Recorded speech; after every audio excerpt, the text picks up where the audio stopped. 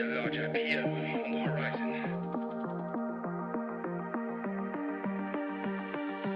You're surrounded by journalists. Hold your position.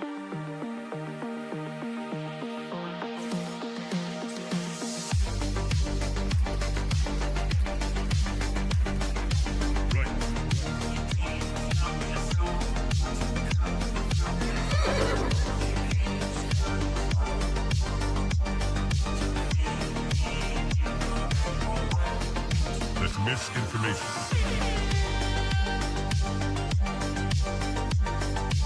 Market clearing order inbound. That's just wrong. We are surrounded by journalists. Hold your position. Come, get up.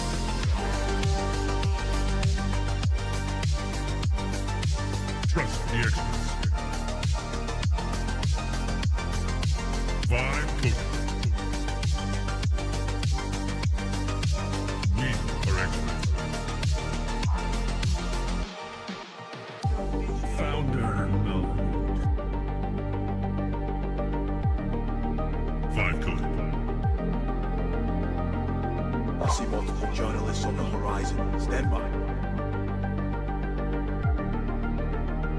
Experts.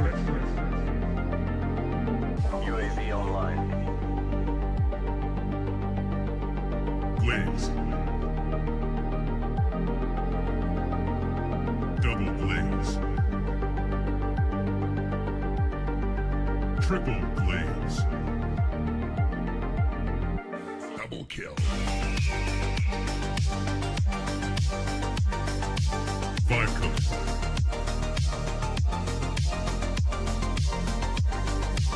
Wrong.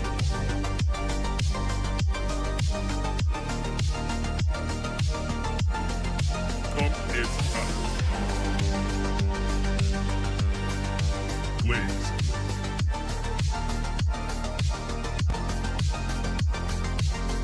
Team deathmatch.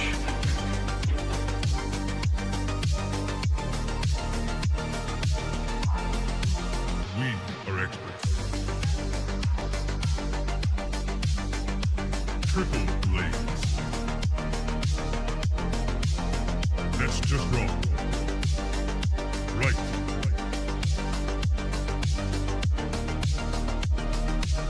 Market clearing order inbound. Come, get up.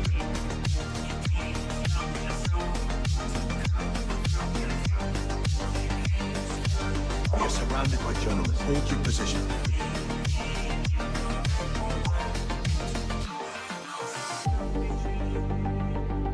Strike 1.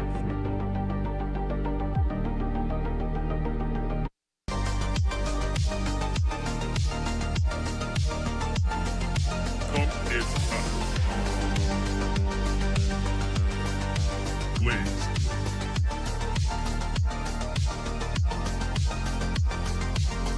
Team deathmatch.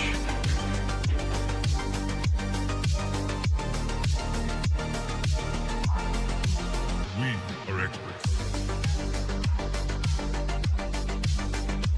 Triple glaze. That's just wrong. Right.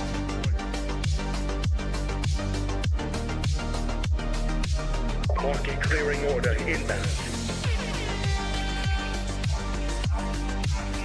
Come, get up.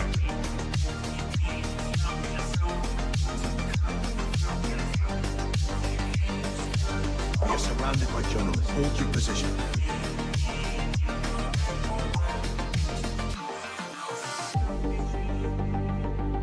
Strike 1. Strike 2.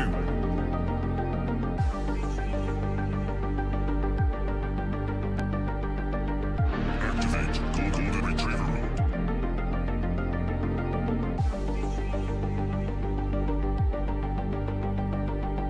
Trust the experts. Market clearing order inbound. 5 total.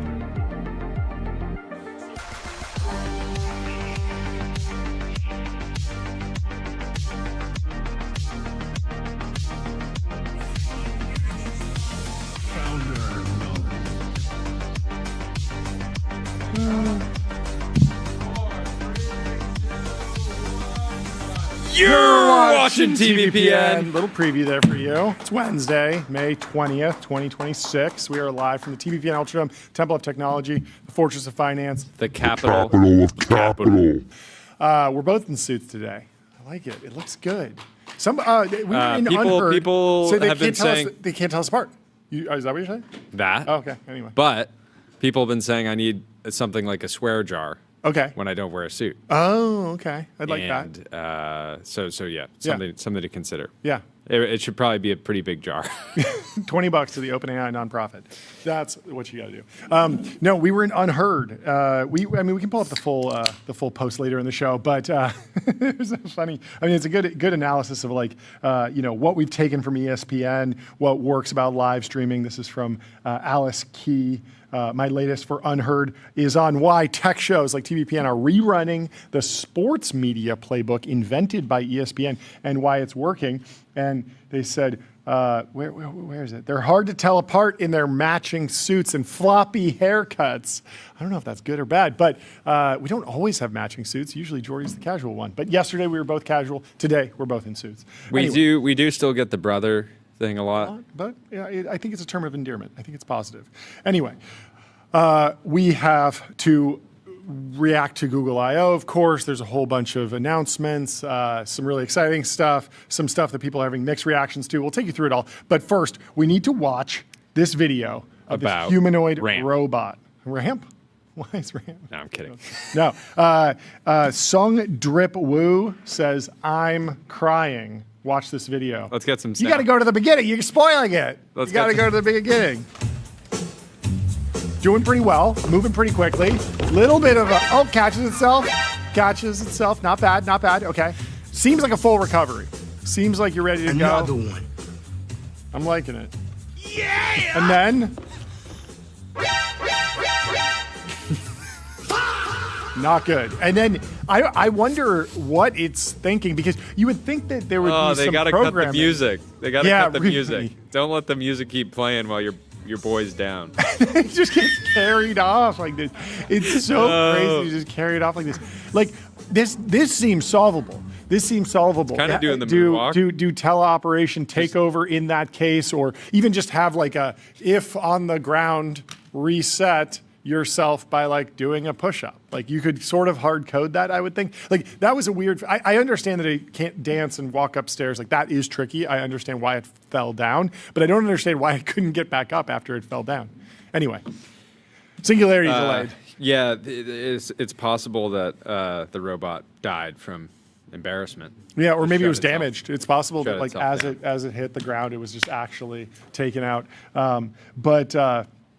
I'm fascinated by this. I wonder how many, like this video was taken clearly in like the third row of an auditorium. Are people going to see robot dance shows? Was this an introduction to a tech conference? Like, I need so much more context here to really understand what's going on. Aaron Chen posted the first video, Aaron Chen AI. They had the chance to stop this when the robot almost fell, but then it really fell. But the show must go on.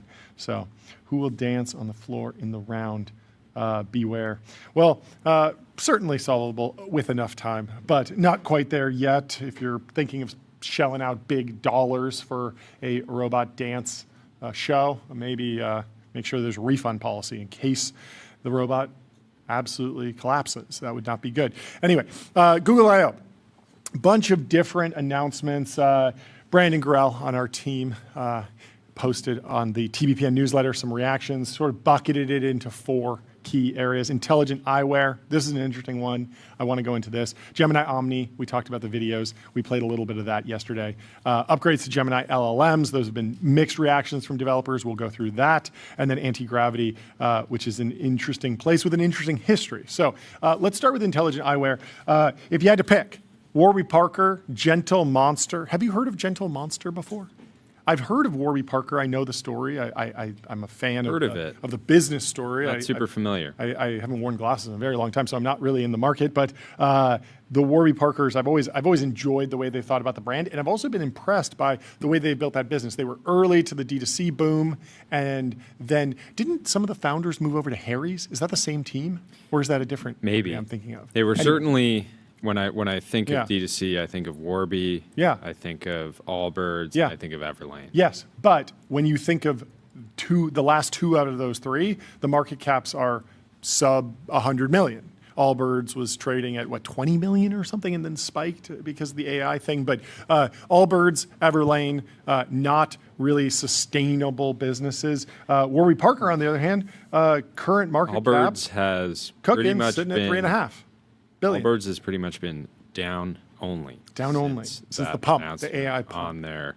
NeoCloud. Well. No surprises there. Well, have they given us an update on how they are rolling out Kubernetes, how it's going, building their Neo Cloud? Did they get allocation? Are they racking Cerebras? Are they racking GB200s? What are they racking, and how fast are they getting power? Yeah, it would be funny if Jensen Jensen ends up having to talk about Allbirds on the earnings call today. Didn't they? There's a new. Yeah. Didn't they also like fully rebrand the name? It was going to be like Bird AI or All AI. Like Yeah, they were moving away from Allbirds still exists. Okay. But they basically kept the public entity, Yeah. and that's what they're building, the NeoCloud through. So Fun. Well, lots of fun. Warby Parker, resilient. I mean, in 2021, it was a $6 billion company. Now it's a $3 billion company. Not the best scenario, but surprisingly resilient, I think, in a time when a lot of people wrote off a lot of the standalone direct-to-consumer. It was like either get rolled into a bigger company or go or like face the fate of the public markets. But Warby Parker has a deal with Google and Samsung. Google says we're partnering with Samsung, Gentle Monster, and Warby Parker on new intelligent eyewear. Here's a sneak peek at two designs from this fall's upcoming collections. And people are, I like Futurenomics from Sam. Kind of crazy that you can wear your favorite Mag 7 on your face now. You can. The Gentle Monster one does a really good job of hiding the camera. I imagine that it will have a light to tell you if it's recording, but if someone wore these from a distance, also Meta Ray-Bans have done sort of the hard work of becoming the first face computer. So when you see Ray-Bans and they're a little thick, you start immediately thinking, oh, should I be looking for a camera lens? Am I being recorded? But the Gentle Monster design, the silhouette, doesn't scream technology. It doesn't scream wearable face camera. And so these are going to be a little bit more stealthy. Warby Parkers look nice, but the camera bump on this, you zoom in on the Warby Parker one. You know, it makes a lot of sense that Googles and the Metas have to go and partner on different silhouettes. Yeah. My expectation, my uninformed expectation is that Apple will just make Apple glasses, right? They will probably, it's hard to see them taking the route, at least early on, of partnering and allowing another company to influence the design language, but it makes a lot of sense that Meta would partner with Luxottica. Okay, first Oakley, look et cetera. at the camera bump on this. If you zoom in as far as you can, I don't know if we can zoom in any further, but the camera is actually not flush with the frames. It's actually protruding a little bit. Yeah, you can see it right there. Interesting design choice. I wonder how that will catch the light, how that will reflect in the real world. Is that true about Apple? I thought that they had a partnership. I thought I saw this on the timeline, that Apple would be partnering with someone on frames. Maybe that was just a rumor. I don't know where it went. Okay, so yes, Apple has Carl Zeiss, which I guess is like a glass manufacturer. I don't know. Do they make glasses? Glasses? Carl Zeiss AG, German manufacturer of optical systems. Oh, they make eyewear. They have an eyewear Founded collection. in Germany in 1846 Okay, by so optician Carl Zeiss. the Zeiss eyewear collection. I don't know. But this was all from a joke from Abdu. Says, okay, so Apple has Carl Zeiss, Meta has Ray-Bans and Oakley, Google has Gentle Monster and Warby Parker. Boring. Which company is going to be bold enough to slap wearable technology into some 3M safety glasses? Would you rock these, Jordy? I 3M like those. safety glasses. I You know what I'm like talking those. about, right? You're working with a buzzsaw. I do you know. want dust in your eyes. But these look cool. These are sporty. I'm much more likely to just commit to the bit. Just if go I'm gonna full be wearing a clanker, face computer. full cyberpunk, Full clank. you'd clank out, full cyberpunk. I think that might be the move. I don't know. For some company, a challenger company could potentially do that. Maybe Friend or something. Anyway, what else? So Warby Parker traded down on the news, which Sheil Monat was surprised by. Why is Warby Parker down 14%? They announced a partnership at Google I/O that's been in the works for a while. Is it because they aren't available yet? And our friend Rat King, Mike Isaac says, okay, Google AI glasses with Warby Parker are officially coming for Meta Ray-Bans. Google also said it would bring Gemini 2 glasses this fall with Samsung Electronics and the eyewear companies Warby Parker and Gentle Monster. The glasses, which work similarly to Meta Ray-Ban smart glasses, come with a camera, microphone. Yeah. At what point does Google just buy Warby Parker? Right. It's a $3 billion company. It's actually done quite well over the last 6 months. It's up 43% in the last 6 months, although it's been almost flat this year. I would say I expect that smart glasses are going to have product market fit among people that need to wear glasses first, right? If you already have to wear glasses all day long for your vision, why not throw some smart features in there? It's going to be harder to get someone that doesn't need glasses to add a new device to their rotation, right? Yeah. And so, Warby Parker's, done quite well, and has been surprisingly resilient. But they have, incredible distribution, and I wouldn't be surprised if they get sniped at some point. I mean, deeper integration into a traditional, I don't know, like workflow, like a lot of the Google I/O, we'll get into this, but was talking about Spark, the personal AI assistant. And when I think about Spark, it's an I know. Oh, just look in Omni. There's a lot of names. It's Google. There's a lot of products. You're referring to, of course, Nathan Clark's post. It's in Gemini. Just created an AI studio. Oh, it's for your personal Google account. For Workspace, you need Gemini Business. No, not Gemini Advanced. That's AI Pro now, unless you need AI Ultra. Oh, agents? You do that in Spark, actually. No, not Gemini API manages it. And it's the typical meme. But the interesting thing is that I do think Meta Ray-Bans, like it was always like, okay, you have a deep integration with WhatsApp, you have a deep integration with Instagram DMs, maybe Facebook Messenger. Some people are still using that, but in terms of like wiring into your life, there are way more people that see Google Docs, Gmail as like the central node in their personal life, people think of like all the stuff I have saved on the desktop of my MacBook is like my core repository. A lot of people think, okay, for the important stuff, I'll put it in Google Docs or Google Drive, and then most things flow through Gmail, most things flow through iMessage.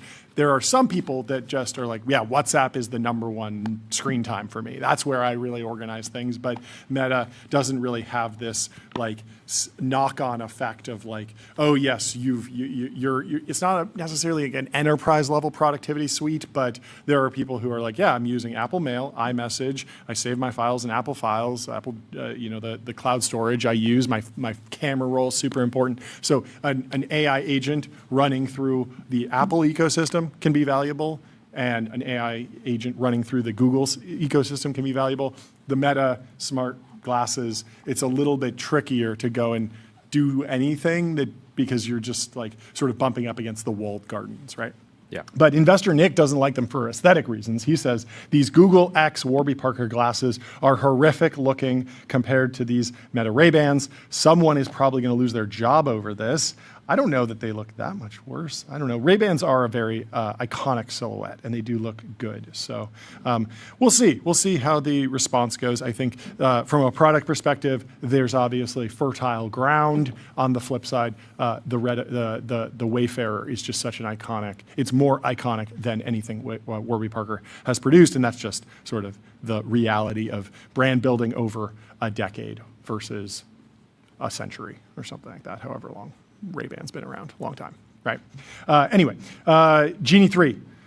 You can now simulate real places by grounding Genie 3 experiences with Street View imagery. Google is sitting on a mother load of real world data. I was always thinking YouTube was going to be so valuable for Omni and VO3, VO4 maybe in the future. I hadn't considered Street View as a trove of data. Demis seems very data pilled. A lot of the Mag 7 CEOs seem very data pilled. There's that story about Mark Zuckerberg screen recording or logging all the computer use from all the Meta employees. These important troves of data are increasing in value, and Street View certainly seems like it's one of them. This is cool. I wonder how interactive this will be, how this actually instantiates into a game. It's a great demo. What does it take to Yeah, build or a do they mechanic allow on people this? to build games on top of this? Yeah, I just think about, I don't know. I mean, Demis has a background in games, and he was sort of alluding to the fact that he might go back into games at some point, or at least be able to like scratch that itch again. Famously, he wrote a programmatic code to generate vomit in a roller coaster simulator. Very fun story. But again, when I think about Roller Coaster Tycoon, which was not, I don't think he was actually working on that game. It was a similar theme park simulator, but we are moving back into the simulator world. But the mechanic is what is so enticing to gamers often. When I think about the games that I've spent a long time with, some of them have incredible graphics, AAA graphics. Some of them have 2D graphics, but the mechanic is great, and so that is what gets me to The keep coming back. legend Bobby Chipman in the X chat says, "Can't wait for smart glasses to fully replace my monitors." Yeah, maybe you'll need augmented reality or something. Meta Ray-Ban display, certainly going that direction. The Orion. I've been surprised. Wasn't the first episode we ever did, we were talking about Orion? And they still haven't shipped it, right? I mean, they shipped the smaller version, the Meta Ray-Ban displays, which have sort of the Call of Duty HUD. It's not full augmented reality. I was expecting, we demoed the Orion headset. And it has a bit of a narrow field of view, but it really can put a screen right in front of you. And I assumed that, everyone was saying it's really expensive, it's clunky, it's not ready for prime time. But, look at how fast things are going. In a year, maybe 2, we'll get it. And maybe that's coming at the next Meta Connect. Maybe this summer we'll see it, but haven't been that many rumbles on it. And then obviously the massive shift to AI CapEx might have taken a backseat. I don't know. I'm certainly hopeful. I like AR and VR. I think we're overdue for a new fun product. I'm still waiting for the next Apple Vision Pro, Apple Vision Air, something just lighter. That's all I want. Cheaper maybe, but lighter. And same screen. Screen was great. Anyway. We know, John. Gemini Flash 3.5 looks pretty neat according to Tenebris and extremely fast, but still largely the sort of incremental progress we've come to expect from Google, generally a pretty disappointing I/O. Now, what's interesting is that Gemini 3 felt like a new base pre-trained, felt like it had some of that big model smell, felt like it was really delightful to talk to. And I think a lot of people were expecting Gemini 4 here. We're still waiting for the next iteration here. And also... Yeah, we're still waiting for Pro. Yeah, Pro isn't out, but people are speculating that 3.5 Pro won't necessarily be a new pre-train, and so it seems like there's a little bit of research being at odds with like the product cadence. Like Google I/O is scheduled probably like 2 years in advance, and whether or not the training run finishes on time is a little bit harder to package up and nail on a specific time. We see this with the independent labs, or the OpenAI, Anthropic, the other labs, XAI. Like they're launching models very much like when they're done, and then they will like instantiate like something that looks like a conference around it, or maybe a video or a blog post, a model card. But if you're grinding towards a specific date and the specific model isn't quite ready, you come out with something that looks a little bit more incremental. People were really honing in on the fact that the cutoff date was January of 2025. Right? Was that the date? Or was it December of 2025? Either way, January. Yeah, I don't know. I don't know how much cutoff dates matter, because all these models can query the web and get up-to-date information. But overall reactions from developers across the board were not good. Not good at all. Prakash from what here we're has seeing. it underwhelming. Cursor ranked it on Cursor Bench. It is below Composer 2 Is that a fair thing? I mean, I'd like to see you rank another live stream on TBPN bench. It doesn't match up, you know. It's like No, I mean they have. I guess it is a bench. They have all the other frontier. And some of them are ahead of Cursor's own models on So Cursor it's just one. bench. It's just one data point. But yeah. But you would hope here's that the this other jumps thing. to It's the front. 4 times. It costs 4 times. It underperforms Composer 2, even though it's roughly 4 times more expensive. Interesting. I feel like for a long time Google's positioning was, you know, frontier or near frontier, but best possible pricing. And this marks sort of a shift in the strategy, perhaps. Yeah. Overall, it's starting to make more and more sense why Google has put so much capital and resources behind Anthropic. Yeah, right. Prakash says, seems to indicate that DeepMind is constrained by data rather than compute for what they intend to do, hence the TPU sales. Rest of Google now shipping their org chart. Ben Thompson talked about that a little bit. And there was some context on, like, you know, we were asking the question, like, will there be AI fatigue from stuffing AI in every product surface area? Ali K. Miller shares one of the loudest applauses in the entire Google keynote. Nishtha put on the Gentle Monster plus Gemini glasses, tapped the side to summon Gemini, and all in one prompt said, take a photo and put a cartoon blimp in the sky that says Google I/O 2026. And within seconds, the preview of the edited photo from Nana Banana appeared on her watch. I want to spend less time on screens. AI is really coming everywhere, and so much is driven by voice AI as the interaction mode. Very cool demo, impressive technology, but Greg's Gadget says these companies truly have no idea what regular people want, because, that is a little bit of a niche use case. You need to be more creative with it for when you would actually use that, because this is it's a perfect demo of the product and the functionality, but it lacks that, like, creative spark of, like, yes, I did want a picture of that on my wrist at that key moment in time. Like, if you're not doing a demo, I don't think, his point is that regular people would not be excited about that particular feature, right? Anyway, you want to move on to something? Where do you want to go? What next? IPOs? SpaceX IPO. We're getting more details by the day. The other Everyone's thing. printing. The other thing that is Yeah. was going pretty viral. The last thing on I/O was that the Google anti-gravity team flashed a codex folder in their actual demo video. Gurgley says, I had to do a double take in the 2nd minute of the launch video for anti-gravity. You can see people use codex on the anti-gravity team. Did no one double check the launch video at the very least? Not a huge surprise. Obviously, anti-gravity looks, a lot of people were saying, looks quite like codex, so clearly More than they're Windsurf? inspired. I feel like it would be like they would have just rebuilt Windsurf. I don't know. We'll have to see. No, so but anyways, this isn't a huge surprise, right? Google's been using a bunch of Anthropic models. Clearly, they're using a ton of different models and products internally. So. What was that drama with Steve Yegi going back and forth with Demis about, like, what teams are using what models and stuff? There was a big back and forth, a big dust up on the timeline like a month ago about, like, whether or not Google's employees were deploying AI efficiently or broadly. Some of them aren't and some of them are, and Demis chimed in and said, like, this is just complete wrong and everyone's using AI. I don't know. Goes back and forth.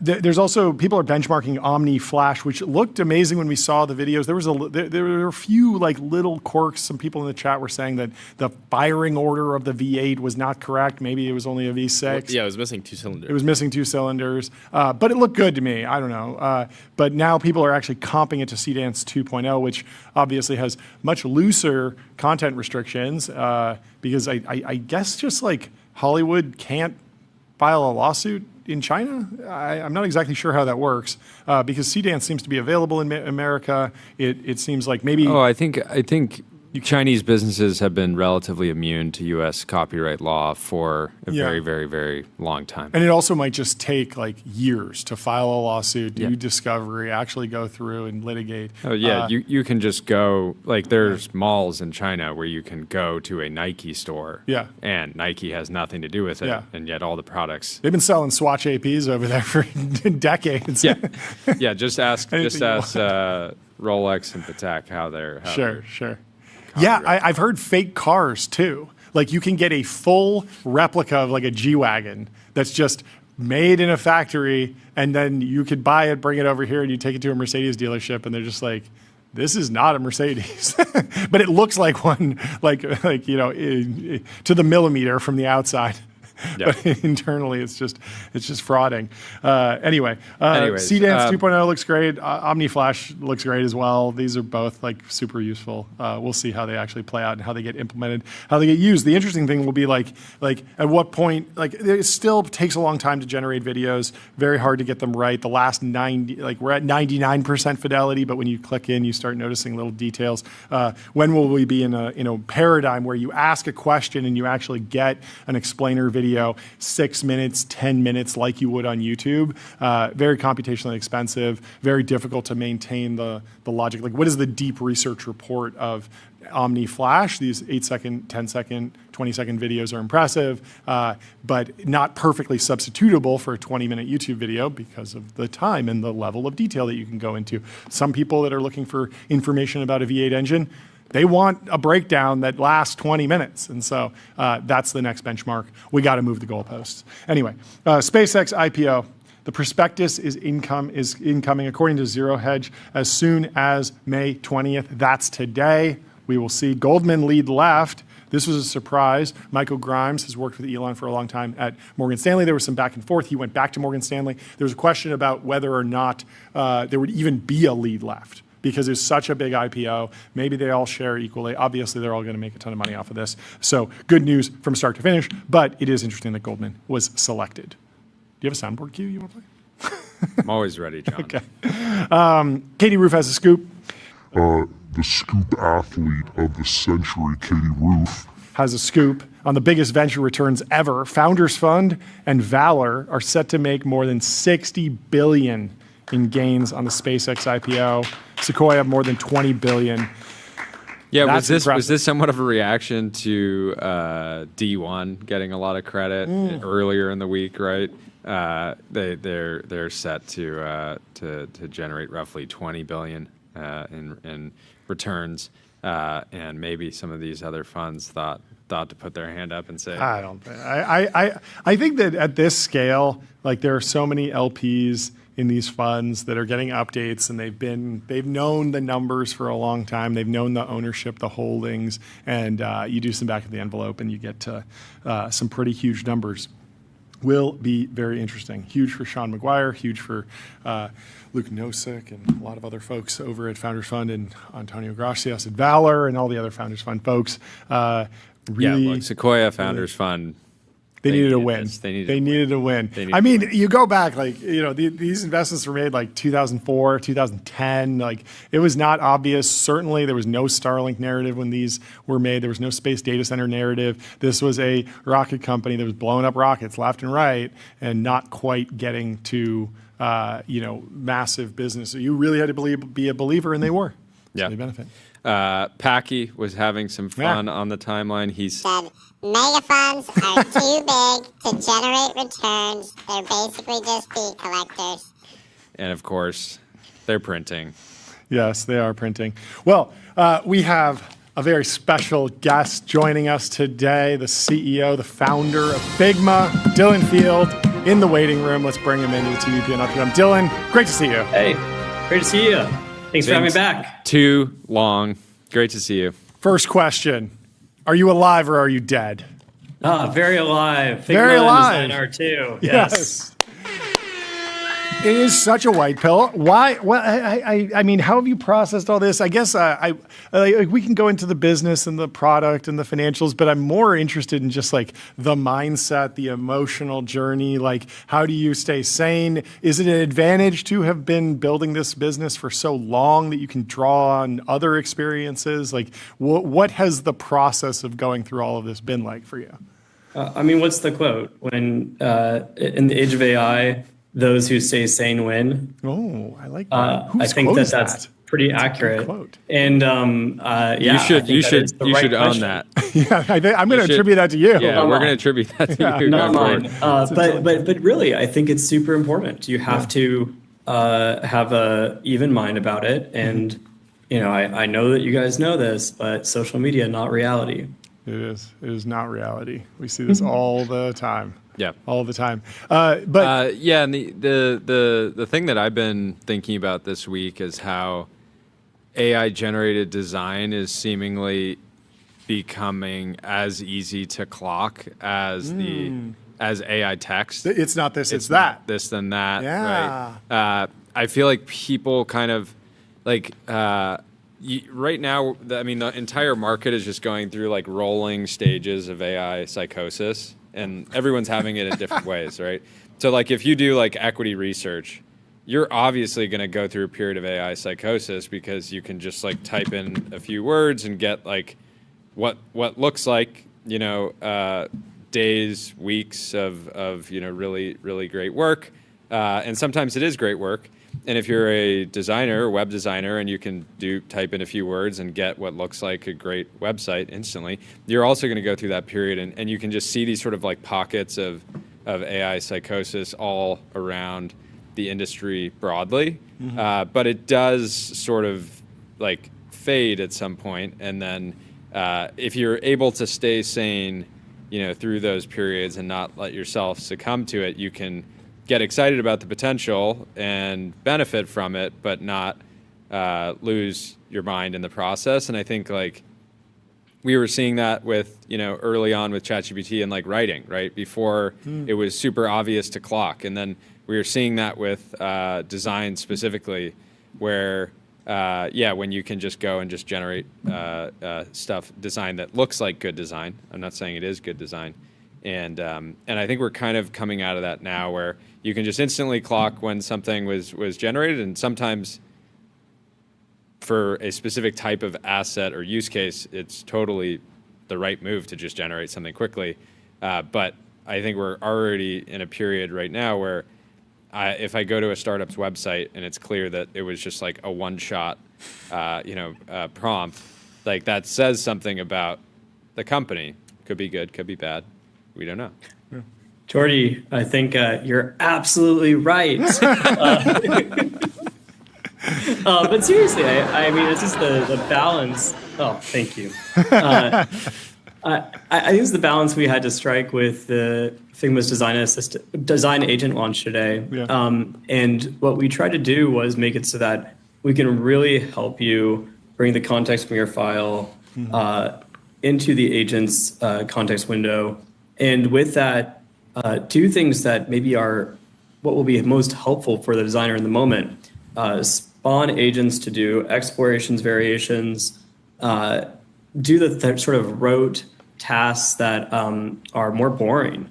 So things like design system maintenance, for example. How do we make it so that you're able to do that way faster with Figma's design agent than you would if you're just manually clicking on all these variable names or manually changing a bunch of components or text translation or any number of things. And so, you know, it's been really fun to kind of explore how does the design agent work and where can we make it better? Because there's so much more we can do to handle more of these tasks that, you know, designers are able to elevate themselves and work at a greater level to actually push aesthetic past AI slop, to actually push past, the cliches and get to real innovation, solve real UX problems for users, rather than making it so that you just have to go do these boring tasks to just get through and unblock people or unblock your team. And I think that the design agent will really help there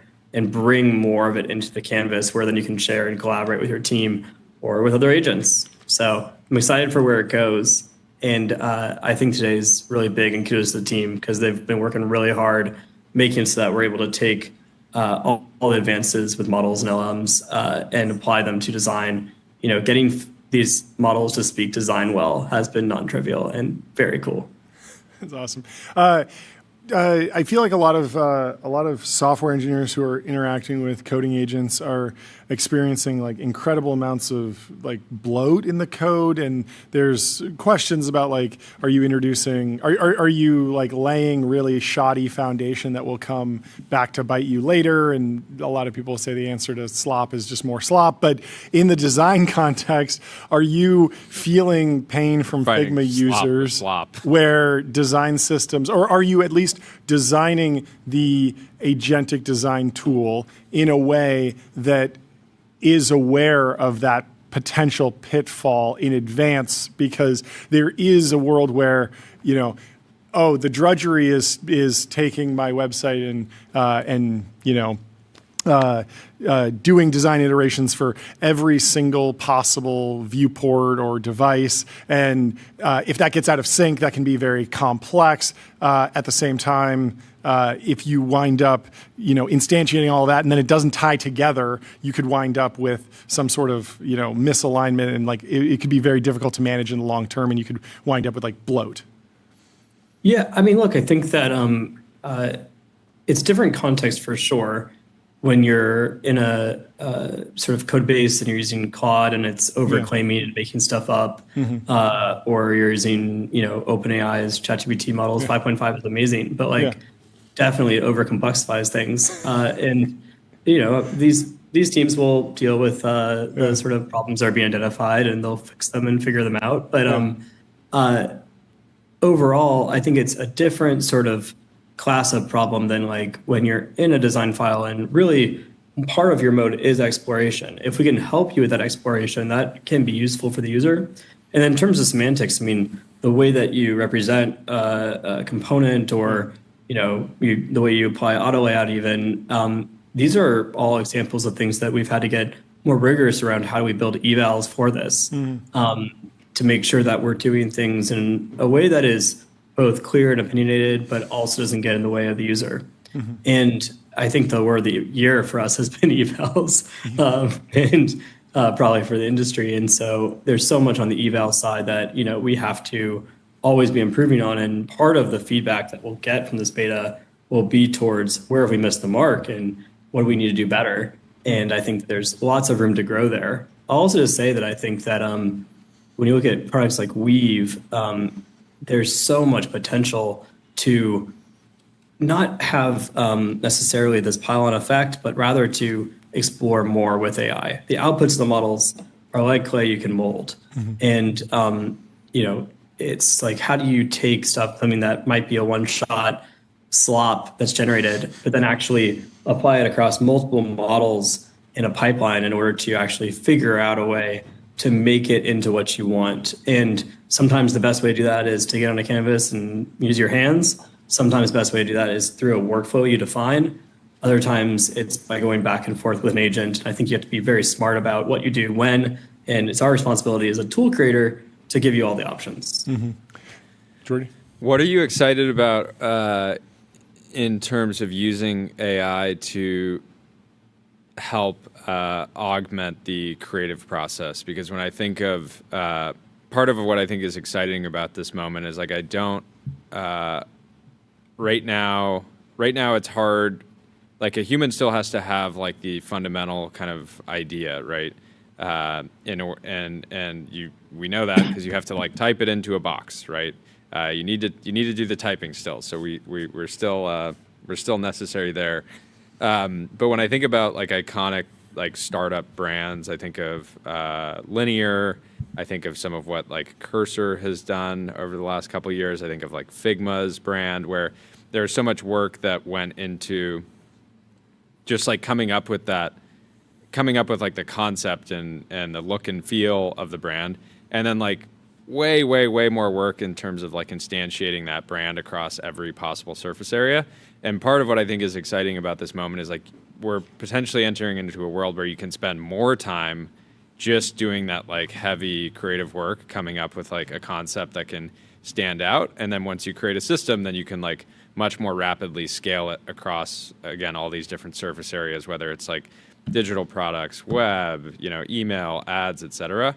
How are you thinking about augmenting and giving creative superpowers on that brand building process when you're kind of coming up with the idea?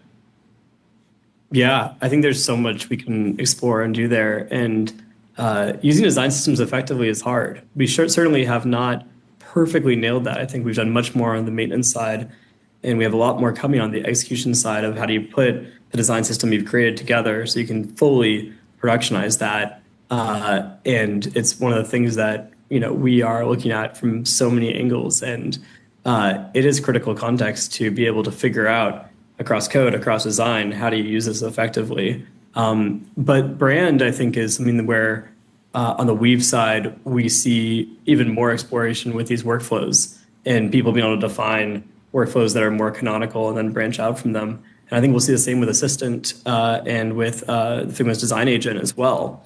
And I also think that this idea bank, content bank, can be established and added to over time and by more people. And what we're seeing with the last quarter results that we announced is that more people are starting to use Figma in the organization. Thank you.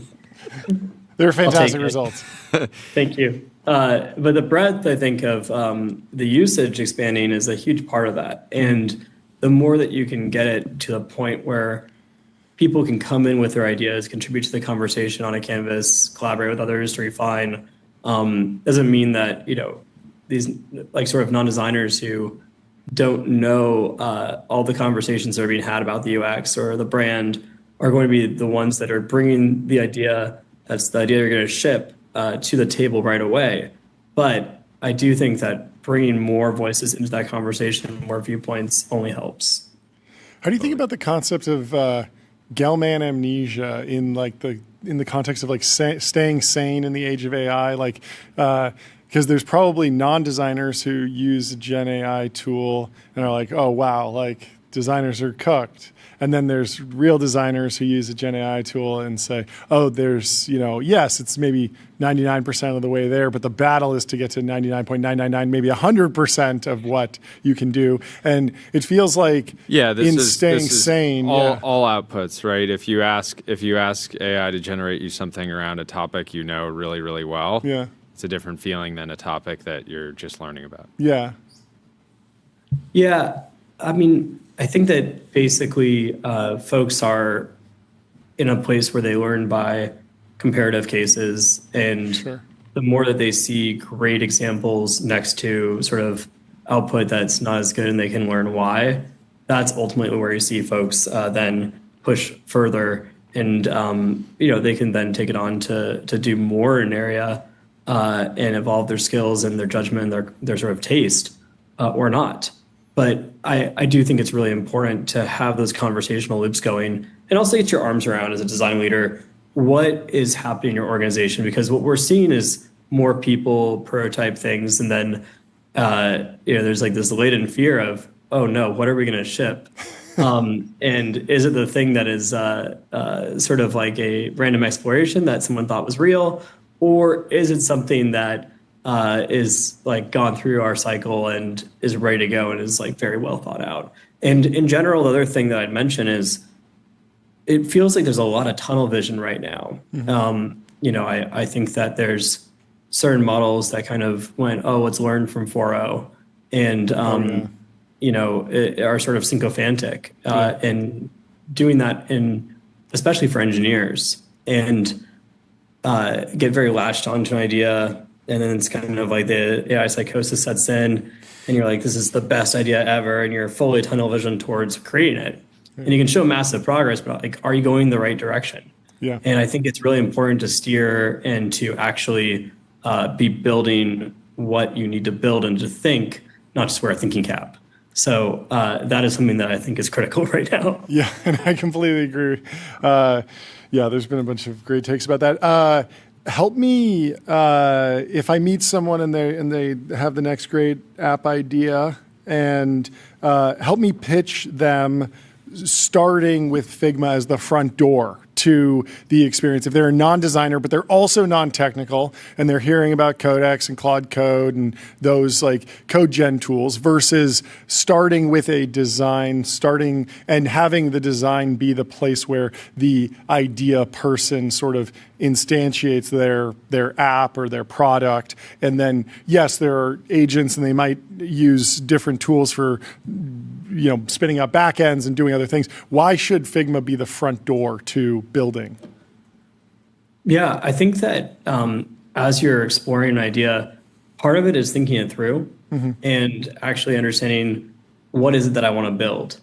And you should not just start in Figma, you should go talk to users You should go think about like, what is it that I'm trying to build? What are my goals and the problems I'm trying to solve? Yeah. So that might look like starting a sketchbook or a doc or in live conversation. I think there's a lot of people that have not asked that question to the LLMs and jump straight to, I spend 7 nights staying up all night vibe coding this thing and are in it's for a world of addictive. hurt. It's fun. It's addictive. Skinner's box effect of like, will it get right this time or not? Yeah. And that's variable addictive. Reward. Yeah, variable It's reward. literally Skinner's box. And so, but then I think going from there to being intentional about, okay, I know what problems I'm trying to solve. Let me think through the solution. Figma provides an excellent spot to do that with, in conjunction with brainstorming tools like FigJam or document editing, spec editing, and from there, I think when you've got your direction, you know what you want to build.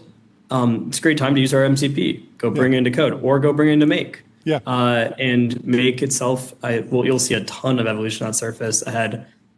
We've already had a lot that we've improved, and you'll see even more in the weeks and months coming. And then I think that's a great spot where you can go back and forth, because sometimes as you build it out, you realize that actually there's more to explore and define on the design side. So use the best tool for the job. But I think don't be tunnel vision about there's one direction and that's the only thing that can work. That's where you'll fall into traps. Last question from me.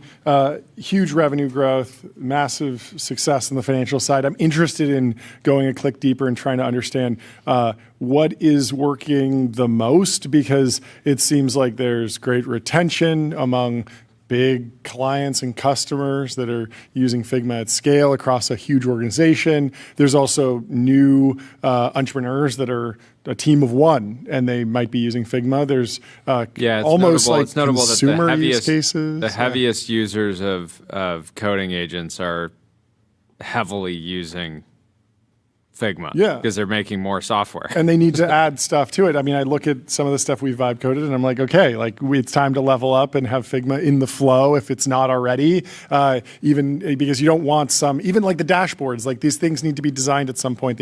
As they grow and scale. The first, like most basic thing, it could just be a CLI, but as soon as we start building UIs and multiple users, like it gets more complicated. But what is driving the growth? Is it both? Is one more of an opportunity for you over the next few years? Like, what are you most excited about?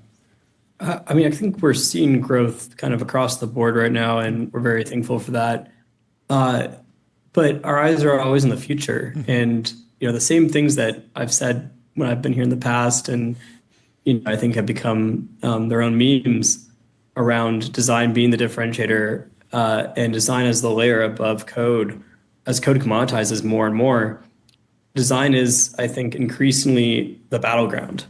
This is where everyone is going to really duke it out to figure out what the direction is that they should explore and what they should go build. And we need to build for that world, a world where design representations, code representations can live together, and a world where you don't have to make these false trade-offs between direct manipulation and AI, or being able to explore broadly or make fast progress. Both is the answer. And so that's what we're really building for right now. Exciting. Well, thank you so much for taking the time to come on the show. Have a great rest of your week. Great to see you. Good to see you all. Thanks we'll for talk to you having me soon. Goodbye. See ya. Up next, we have Firas from Socket back on the show to discuss a Series C by none other than Thrive Capital. We'll bring in Firas from Socket from the waiting room to the TBPN Ultra Dome. Get that gong ready. Welcome to the show. How you doing? What's up? Good to see How's you it again. going, guys? Thanks for having me back on. I think last time you were on, Jordan, we'll see you soon. And here you are. Give us the news first. What happened? Yeah, so Socket announced its $60 million Series C at $1 billion valuation. Hit it again. Yeah, led by Thrive Capital. Congrats. And it's a big day for us. Absolutely massive. Is what you do important right now? Yeah, you couldn't have really asked for a better, perfect storm. You have just the confluence of, AI, cybersecurity, and all the different attacks we've been seeing. And we kind of built the perfect product for this moment.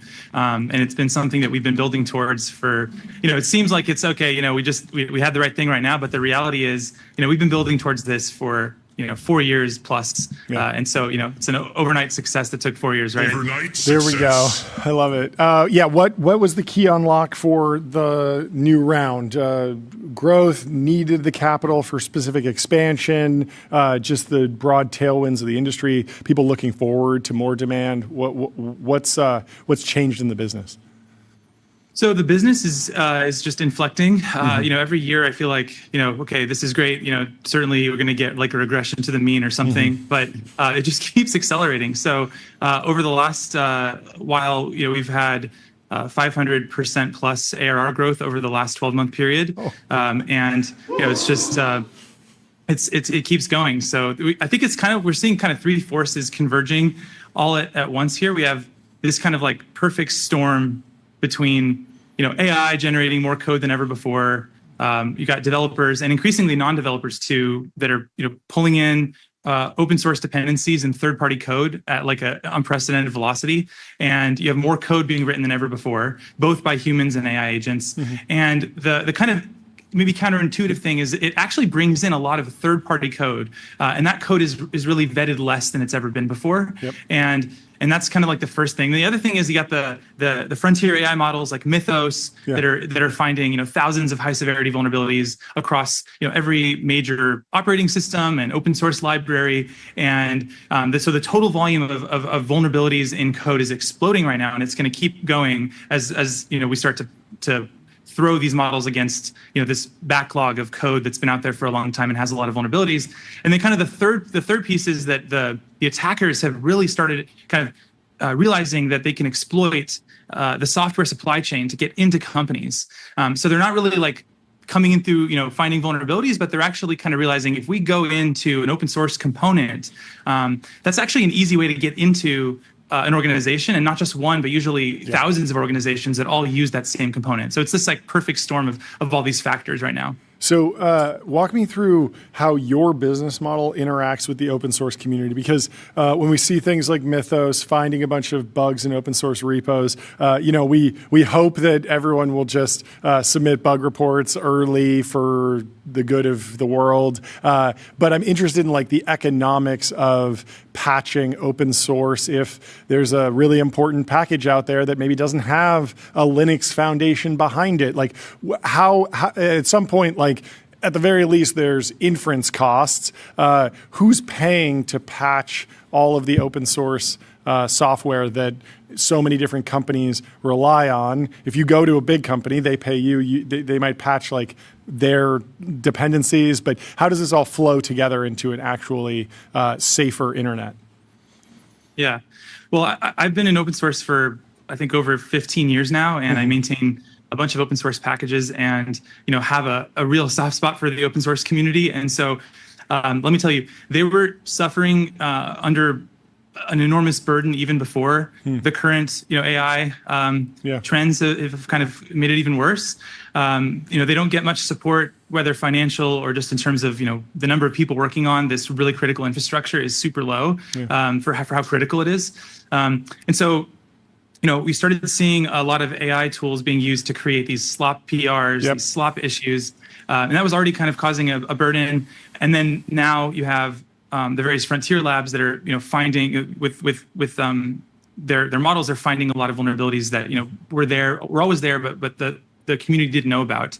And I will say they're doing a good job of providing a patch along with the bug that they've identified. So they're doing a lot of the work for the maintainer, but it still takes effort to review the PR. And the thing that people don't realize is when you accept a pull request as a maintainer, you're not just it's not this one-time cost. You're actually accepting the burden kind of indefinitely into the future to maintain that code and make sure that code is secure and is kept up to date with all the other changes. And so I think what we're going to see, and we're already starting to see, is despite the kind of best efforts of the frontier labs, and they are making a good effort, maintainers are going to fail to actually accept these patches. And so we're going to see a lot of libraries that may have a vulnerability in them that literally have effectively code sitting on GitHub that anyone can look at and use to generate an exploit against that vulnerability. And there's not going to be an easy path for companies and for developer teams to go and actually patch their libraries because there's no version they can upgrade to. because the maintainer is just sort of sitting there on that patch and hasn't accepted it. So it's just creating this real risk where, like there's more vulns than ever before, and there's not really like easy paths. And so this is actually something we try to solve. So we built a solution to this called certified patches. And what this is basically kind of a deterministic way to, in kind of one click, make your vulnerabilities in your open source code go away. So we use a whole bunch of AI and kind of produce these patches that make the vuln go away without any work on the part of the developer. There's no kind of burden of upgrading packages. You just sort of, in a click, the vuln is gone from your dependencies, and you can kind of keep the rest of your code and your application the same. And so it's really a kind of a quick fix to the problem that we hope is going to be part of the solution. And by the way, we're giving away all the critical the critical patches to the community for free, so we can try to disseminate this widely to as many people as possible. Are you finding any companies that are completely asleep at the wheel, or is everyone like giving this a necessary Who should I hack attention? today? No, I just want I imagine like part of why the business is growing so quickly is this is like a hair on fire problem, concern every single day, right? You're seeing these like vulnerabilities or issues pop up. And so I would have to imagine that every software company online where the technical leadership there uses the internet, which I would imagine is all software companies, are like pretty like leaning into this problem. But do you ever like, I'm curious, even from like an outbound sales marketing standpoint, are there people that are like, oh, this is like not that important for us right now, or would like a no be like, we have a solution, it's with someone else? Okay, so we've met one company that has literally no software. They produce toilet paper, and they didn't have Christopher Nolan of business. No smartphone. So I think I think that it's become a universal problem. When we started, it was kind of this like maybe more niche problem where people said, okay, I got a lot of other problems that are more important than this. And we initially had a really good uptake of the product in the cryptocurrency community because they have a lot of software supply chain risk. And when these hacks happen, it's kind of an irreversible thing for them where they like lose all their funds. And then I would say kind of the AI labs were the next to pick it up, and sort of SF tech companies realized that the kind of people that are ahead of the curve. And now it's become, it's like I'd say top one or top two concern at like nearly every company we talk to. It's a board level concern a lot of the times now, and CISOs and heads of engineering are being asked to figure out like what is our solution to make sure the next time one of these things happens, we're protected. And the next time is probably going to be like tomorrow. Like it's become so. It's literally like every day. Literally our end of quarter was the end of last month, we already were super busy, and then there were 3 major software supply chain attacks that happened that same day. It's wild. It's like more than we've ever seen, and it's totally unprecedented. Was the GitHub issue that I saw a supply chain attack, or was that something else? I saw like a couple posts, but I didn't get to dig into it. So I don't think they've released that information yet. Okay.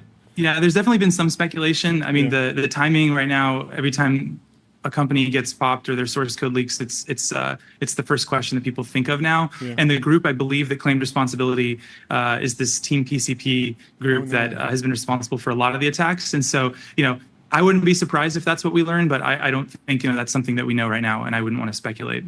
Yeah, I wonder if there will be movements to find like the compute infrastructure for Team PCP at some point, or like the hackers, because at a certain point you would imagine that they're really they don't. I mean, a lot of this is still social engineering, right? Yeah. So it doesn't. They don't necessarily need a country of geniuses data center. They we can got just a couple dudes with phones. Who knows? Well, congratulations on the progress. Yeah, Thank you so incredible much progress. for coming on the show. Thanks for keeping us all safe. And we'll talk to you soon. Cool. Thanks, guys. Have a Great good to one. see you. Goodbye. Up next, we have Tay Kim from Key Context, the hottest Substack on the internet. We have Tay Kim in the waiting room. Let's bring him into the TBPN Ultra Room. Tay, how are you doing? Hey guys, awesome. Here we go. Kicking it off strong. Ooh, good fit. You know what we need to do? We need to figure out how to do a real-time recognition of the face tracking, and then land the glasses on the correct on the correct space. For your next appearance, for next need NVIDIA AI for earnings. that. Yes. And maybe before we get into AI and different companies, I'd love to just know how key context is going, how like what it's been like since we last checked in. How is life? It's much better. It's going great. I think the last time we talked was March 30th, and the market was right at the bottom. Yeah, I that's think right. Dreary. Everything was going terrible. Yeah. You never since worried, then- though? I did not. I Truster. quadrupled down on here, and that's CPU shortage. Yeah, buy you CPU did. stocks, buy memory stocks. Yeah. All those ideas are up 50 to 150%. Oh, that's pretty good. I said I think 13 out of our 14 ideas are solidly in the green. I joke that like Shohei Ohtani numbers with like That's 3-4 really grand. good. It's not going to last, but Yeah. it worked out. I mean, Yeah. we trusted in the actual. Shohei would underlying love fundamental. memory stocks. Yeah. Right? I think he would. I'm sure his financial advisors long HBM memory stocks. I'm sure. Yeah. I read some report that in South Korea there's folks who are liquidating insurance plans to go long SK Hynix. It's a huge moment over there in South Korea. And everyone's making fun of these Koreans for being long memory stocks, but I mean, we're talking single-digit PE multiples. Wow. Probably going to last 2 to 3 more years. Triple-digit growth. I mean, I quoted this Michael Dell thing where he spoke to a Wall Street conference.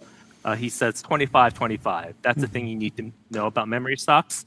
AI accelerators are going to have 25 times more, like AI GPUs from NVIDIA. 2 years from now, are going to have 25 times more memory per GPU. And there's going to be a need for 25 times more GPUs. Wow. So he said, multiply 25 by 25, you get 625 more revenue, etc.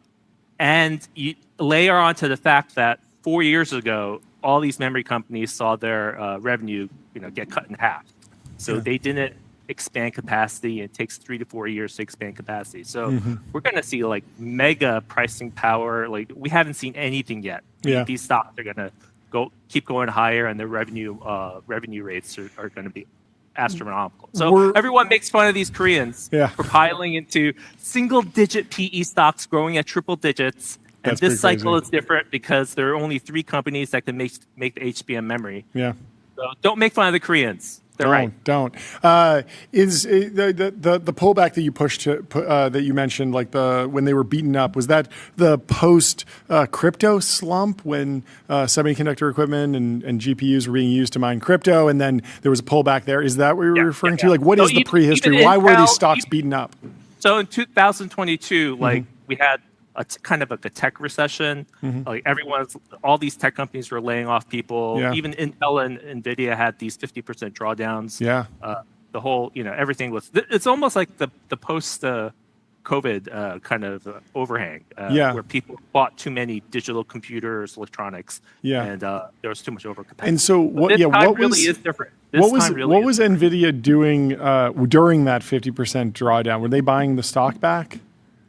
Not really. NVIDIA's, if they buy a little bit of stock back, but not really. And back then, this is a different NVIDIA where like data centers 10% of the revenue and gaming is 80-90%. Now it's split. Right? Where data centers nearly everything. Yeah. What happened with NVIDIA back then is everyone's mined their GPUs to mine Ethereum. And then Ethereum did the whole proof of stake, proof of work thing. So demand for GPUs collapsed. And NVIDIA had like a terrible quarter where they missed by like 2 billion, which was a big number back then for them. Now it's not. That's a rounding error. Back then, it was 20% of their revenue, and the stock got hit hard. Yeah. So what are you looking forward to from NVIDIA this quarter, this year? What are you watching? So we had like 2 unbelievable quarters, the last 2 quarters, and I expect another great, amazing quarter. I mean, Jensen is out there saying GPU consumption is through the roof. On Monday, he said AI demand is far exceeding supply and capacity. So I think the numbers are going to be great, and this is without even China. So, I mean, the absolute scale of these numbers are mind-blowing. We're talking like 80% growth on an $80 billion number, 79 or 80 billion. Just think about it in 3 months, right? Yeah. So the absolute scale, and the stock is like almost as cheap as it's ever been. Like it's trading at 19 times forward, below the S&P 500, which is growing at like 10%. Yeah. NVIDIA is growing at 80%. So this dichotomy where NVIDIA is becoming more and more undervalued, Yeah. and we could talk about why. Yeah, I'd love to know. Is that just because they're the largest company, $5 trillion? It's hard to wrap your mind around a $10 trillion company. So every year we go through this cycle. The last 3 years during this whole upswing up, everyone says peak is here, right? NVIDIA can't grow anymore, and NVIDIA keeps growing at some ridiculous growth rate. So the skepticism, the only reason why it's trading at below market multiple is that the AI skeptics believe that the peak year is near. Right, there's going to be a no. Well, is it AI? Is it AI skeptics or is it TPU and Trainium enjoyers? That too. They believe competition is coming and they're going to gain market share. Yes. I kind of laugh at that, and the numbers that people put out there for the competition, it's like a rounding error. It's like a low single digit number compared to what NVIDIA is going to grow the next few years. And what people keep forgetting is, like, if you actually look at the numbers, I mean, NVIDIA has $1 trillion in orders, right? They're the ones that have locked down all the memory. Like I met a guy at GTC. He's the optical startup, and NVIDIA locked up all the capacity for lasers and optical, right? So NVIDIA has the supply components with memory, wafers, optical. So they're pretty much the only game in town if you want to actually buy AI GPU capacity. Like TPU gets headlines, but I mean, $5 billion like is nothing when you're comparing it to $1 trillion, right? So they have the volume, they have the great power, power per watt numbers and metrics that basically, if you're doing inference, NVIDIA GPUs, even they cost a lot more upfront, when you actually do the inference, performance per watt is excellent when these are Rubin. $4 or $5 million. Yeah, how did you grapple with the question of whether or not NVIDIA is a car? There are competitors. You said low single-digit percentage of the market, but AMD is getting its act together. Intel's maybe back in the game in a few years. You have Trainium and TPU. Competition is rarely a good thing. Is NVIDIA a car or not? Okay, obviously it's not a car. And I think you're talking about how I would have loved to. I would have loved to be in the room with you while you saw that segment. You just like taking your computer, smashing. I think I was tweeting about it. I think I wrote a piece on it. I wrote like 400 or 500 words about that podcast. Sure. I don't know if we want to go into that podcast, but they're going to be 80-90% of the market. Maybe they'll lose 10% of the market share in 2-3 years. But 80-90% of a market that is growing 50-70% a year. The hyperscaler capex numbers went up huge. There's like $780 billion going to $1 trillion next year. Like the market believes with NVIDIA's valuation that NVIDIA is going to stop growing within the next year or two. But the overall market, I think, is going to keep growing at 50% at least. And if it grows 50% in the next 2 or 3 years, NVIDIA is going to grow even if they like maintain market and I don't believe that's true. I think they're actually going to maintain or even increase market share. But even if market share goes down 10%, I mean, the numbers are just insane. And I don't think NVIDIA is going to trade at like 10, 12 times earnings when they're growing at 50%. I mean, that doesn't make sense to me. So I think it's going to re-rate higher. And then the key thing here is the stock buybacks. Because that's like, if you guys remember during the whole iPhone, like when the iPhone 5 and 6 came out, when they actually had the large screen iPhone, Apple was trading at a PE of 7. Like X cash. Like people thought Android was going to almost like the same thing. Like Android's come in and destroy the iPhone market share when iPhone went on this generational run with the large screen iPhones, right? But a big thing that Apple did was they started buying back stock, and that's when their multiple started going from single digits to 15 to 20 to 30 times. And I think and they already kind of hinted at it, but I think NVIDIA is going to start buying stock buyback in size. They said 50% of their free cash flow in the next 12 months. They're a little bit cryptic on if that was after or before prepaid, the prepayments they have for the inventory and suppliers. But I think we're going to get some more clarity tonight. And if they actually put numbers, maybe it's this quarter or next quarter, if they actually put the actual, we're going to buy X hundreds of billions of stock, in the next 12 months, I think the PE is going to re-rate much higher. So, as soon as we get visibility that next year is going to keep growing at 40, 50% or higher, I think it's going to be higher. And the year after that, stock should go on top of the re-rating from the capital returns. Gavin Baker was on our friend Patrick's show this morning. He was making the point that it's possible that TSMC could prevent a bubble, just given that they are not investing in CapEx as aggressively as, let's say, Jensen might want them to. He said, basically said what you're saying, which is NVIDIA could sell $1 trillion of GPUs, pretty much immediately if they had the supply. What's your read on that? Do you think that TSMC I think I've been following chip industry for 30, 40 years. So I'm very good at reading.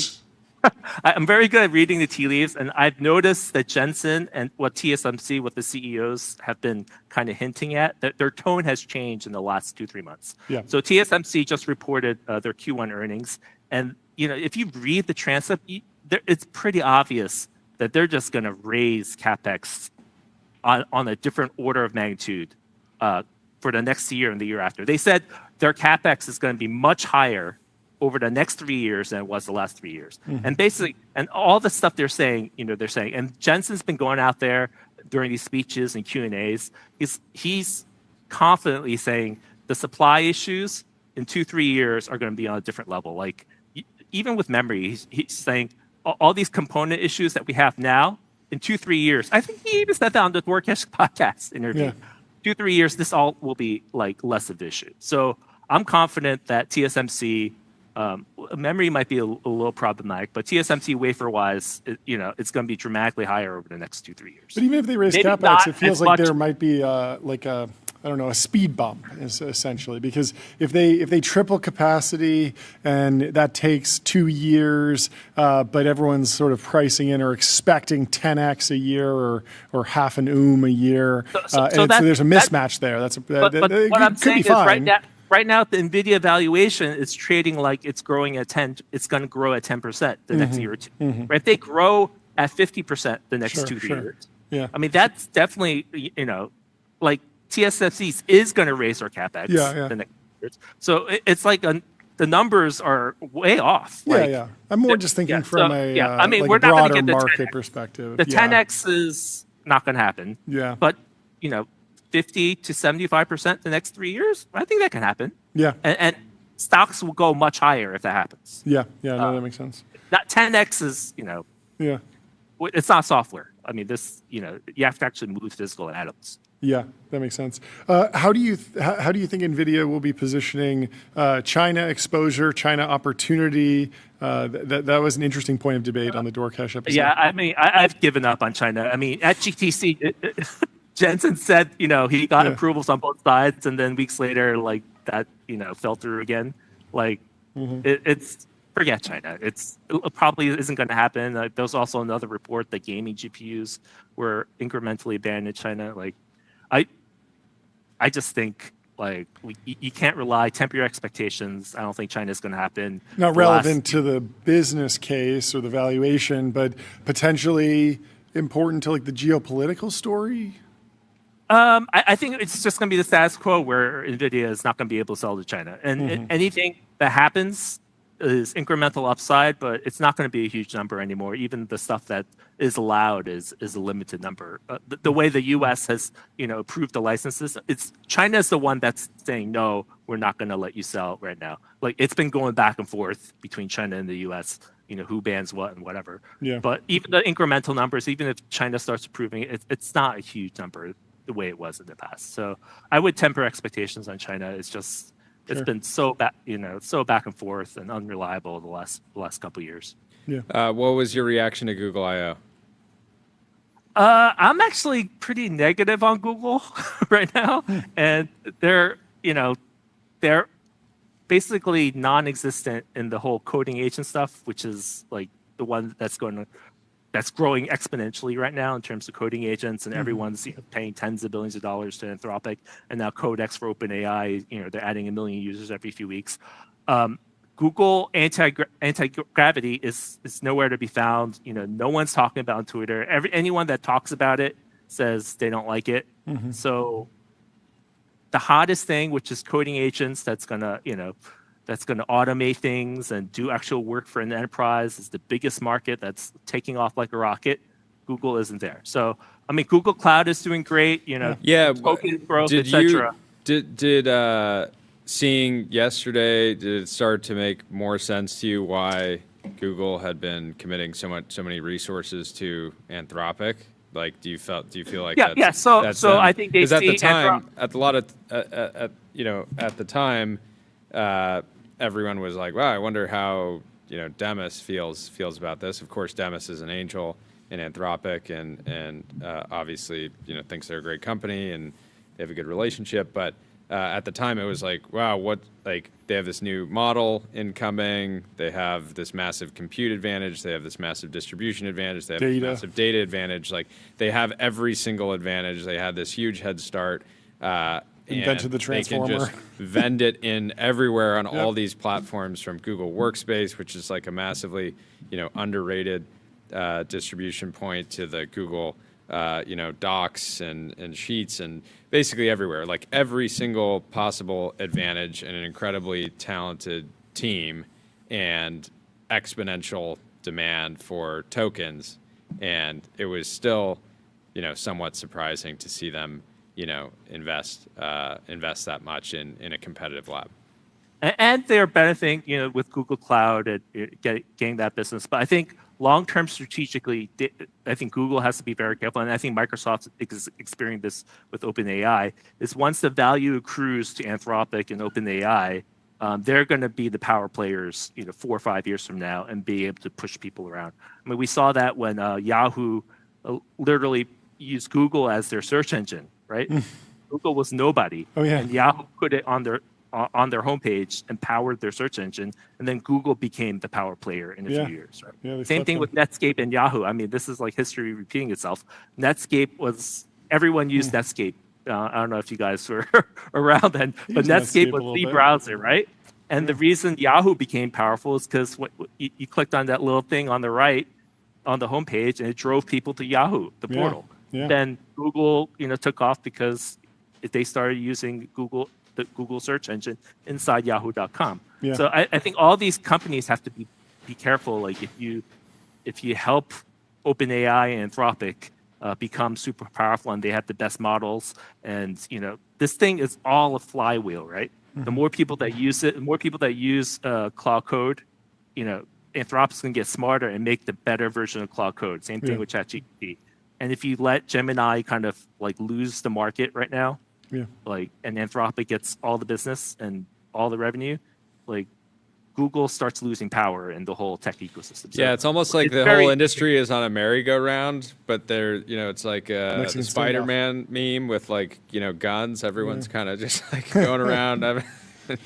Very, very. What are your expectations for the SpaceX IPO? What does that do to the market? They sort of jump straight into the Mag 7 in terms of valuation. Are they going to suck up liquidity? First of all, it's really tough to tell without the S1. And we'll see the person. All we have is like these spot leaks and Starlink, and now with the selling the AI compute Colossus to Anthropic. I mean, the valuation is extremely high. Even the D1 Capital guy who's up Dan SpaceX.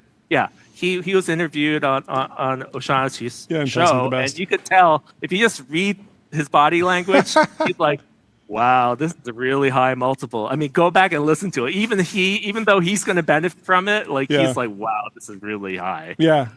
So I mean, a lot of SpaceX investors were happy with investing at $60 billion, but it was doing $10 billion in revenue and had great margins, and it's a completely different business, both on the valuation side. Kudos to them. They saw stuff that I mean, the launch costs going down, and Starlink coming out of nowhere and adding billions of, unbelievable telecom business, total addressable market. It's great.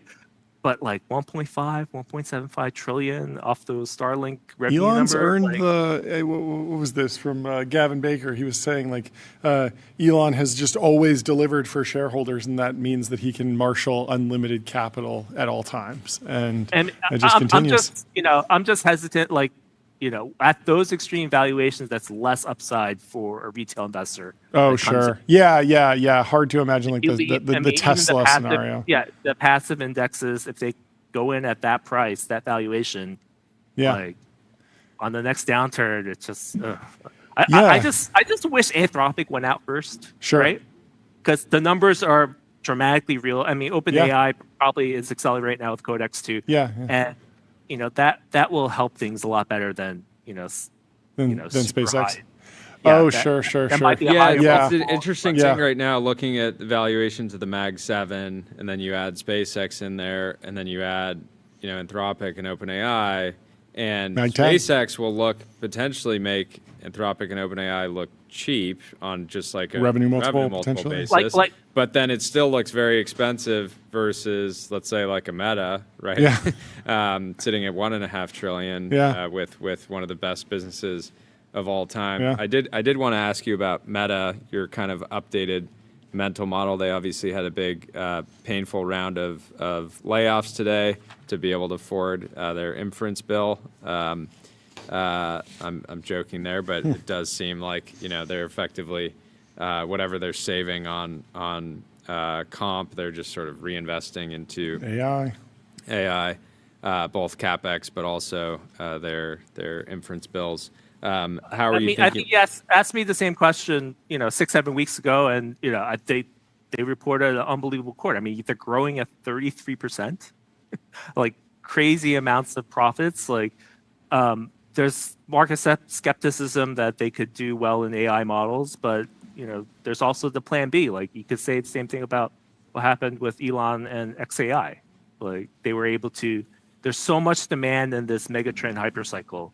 That even if they falter a bit, they could sell compute capacity to the highest bidder that's out there. So I wouldn't count Meta out. I actually think, like I said, their core digital advertising business is more durable than the Google search engine right now. Which, if you go, it's filled with ads everywhere. It's not a great experience, and a lot of that traffic is going to shift over to AI chatbots. So. If you actually look at the numbers, Meta is their core business is very durable, has competitive advantage. It's still growing like a weed. I just wouldn't count them out. Yeah, basically, as soon as they either have an AI breakthrough, or they pull back on AI, the stock has to re-rate, right?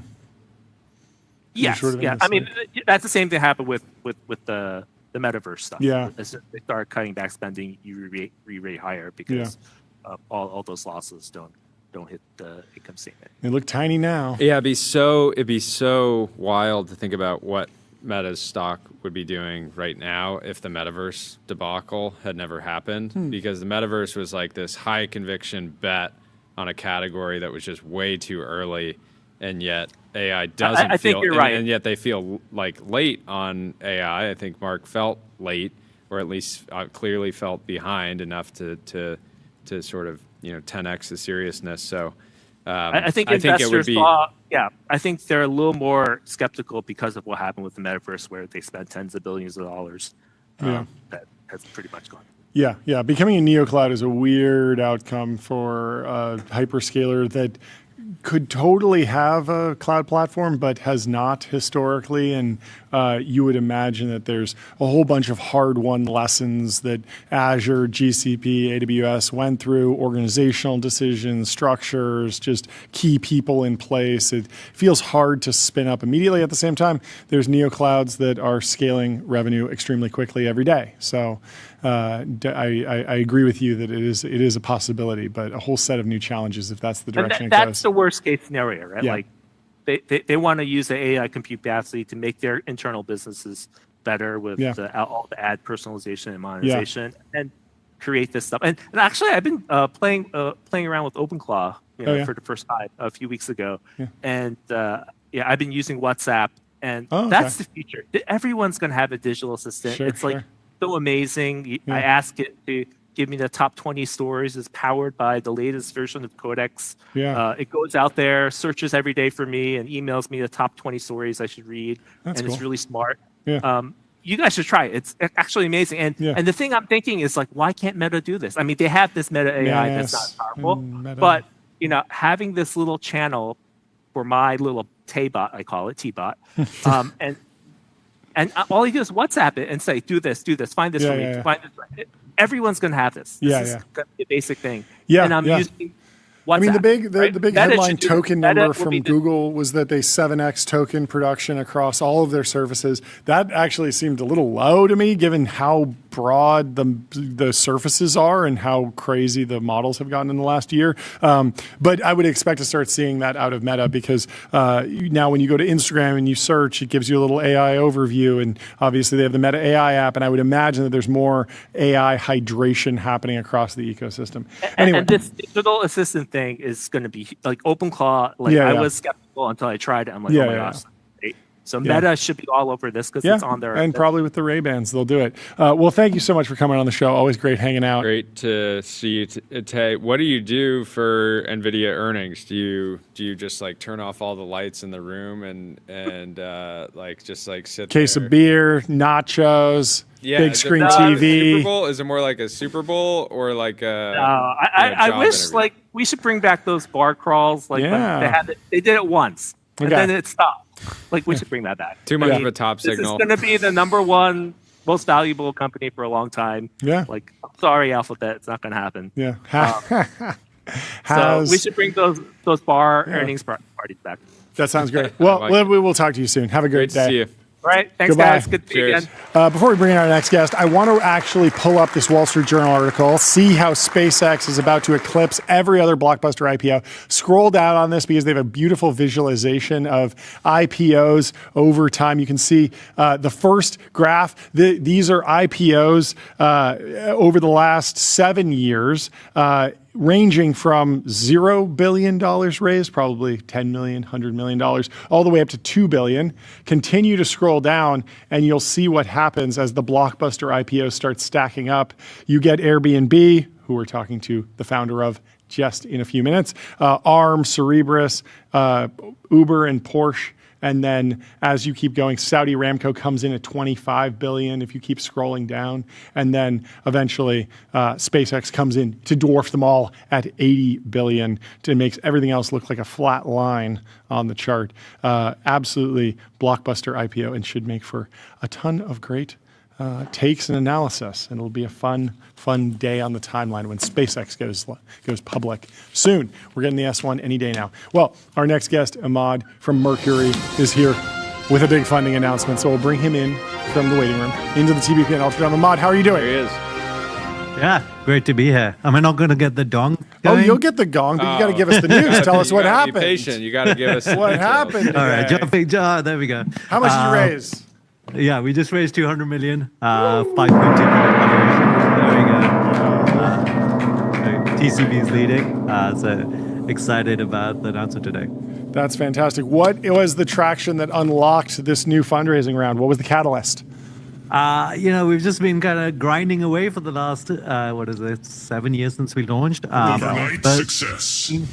Seen a lot of growth in Q1, especially about 2.5x our Q1 last year in terms of applications. I don't know if you've seen the stats, but there's been a lot of new business formation. A lot of companies being built using AI. So obviously we hear about like these big startups in AI, but there's also just like normal businesses being built with AI being a big catalyst.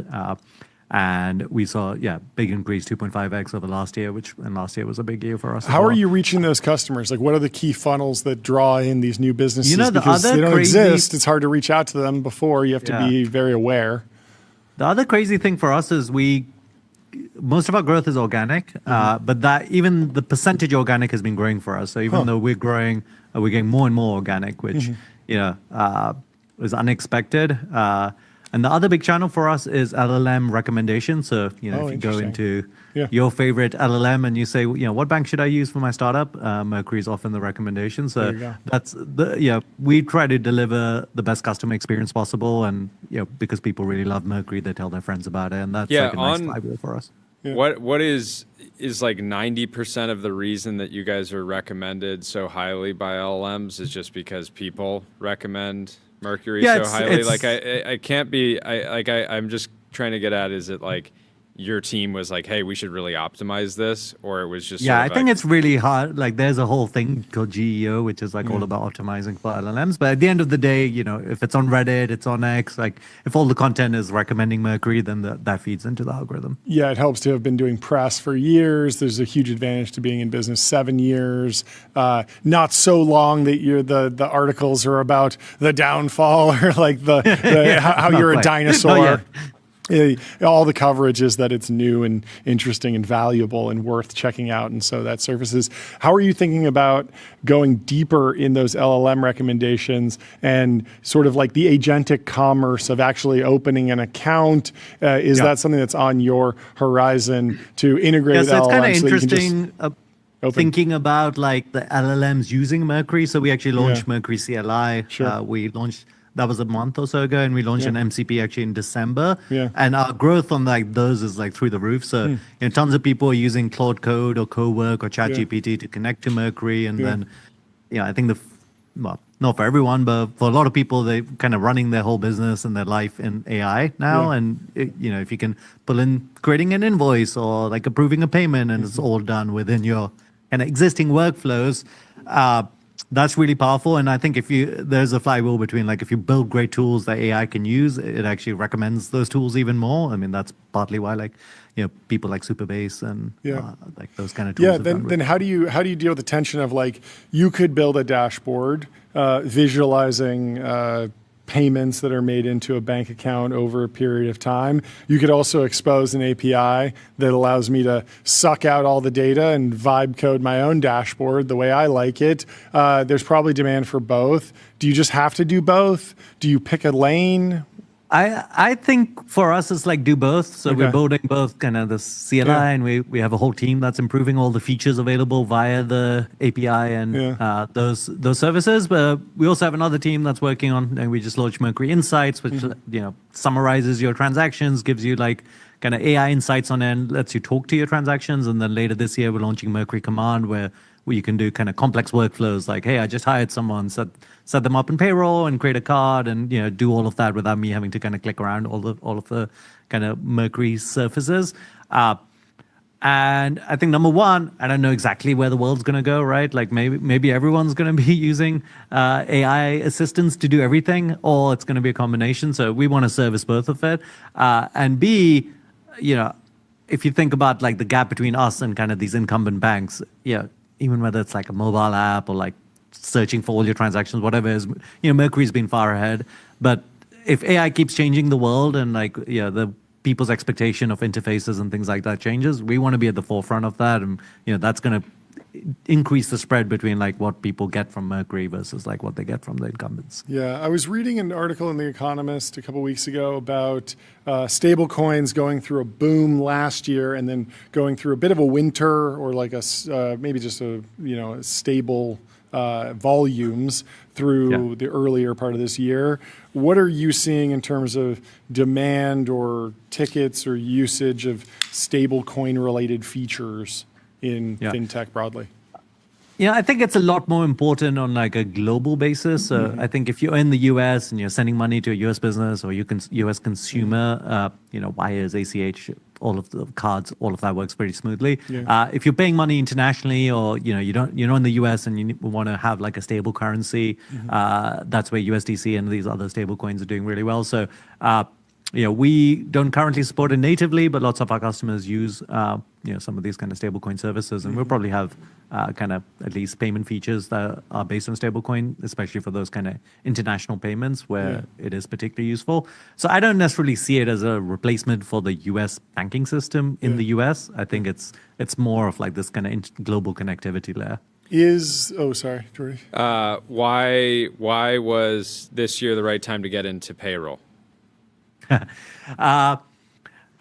we've been expanding our services. So obviously, we're known best for banking, but we've had a corporate credit card for 3 years, and that's growing really fast. We have a bill pay and invoicing solution, and over time, I really want Mercury to be the place that you do most of your business finances. Right? It's kind of annoying. Like if the money's here and your users are here and your finance team is here, you want to have all of that kind of in one place. So yeah, we made an acquisition in payroll. We acquired a company called Central. They're running. We're continuing to run them, and we're gonna over time make it more like a fully integrated Mercury payroll solution. But yeah, payroll is like a big category.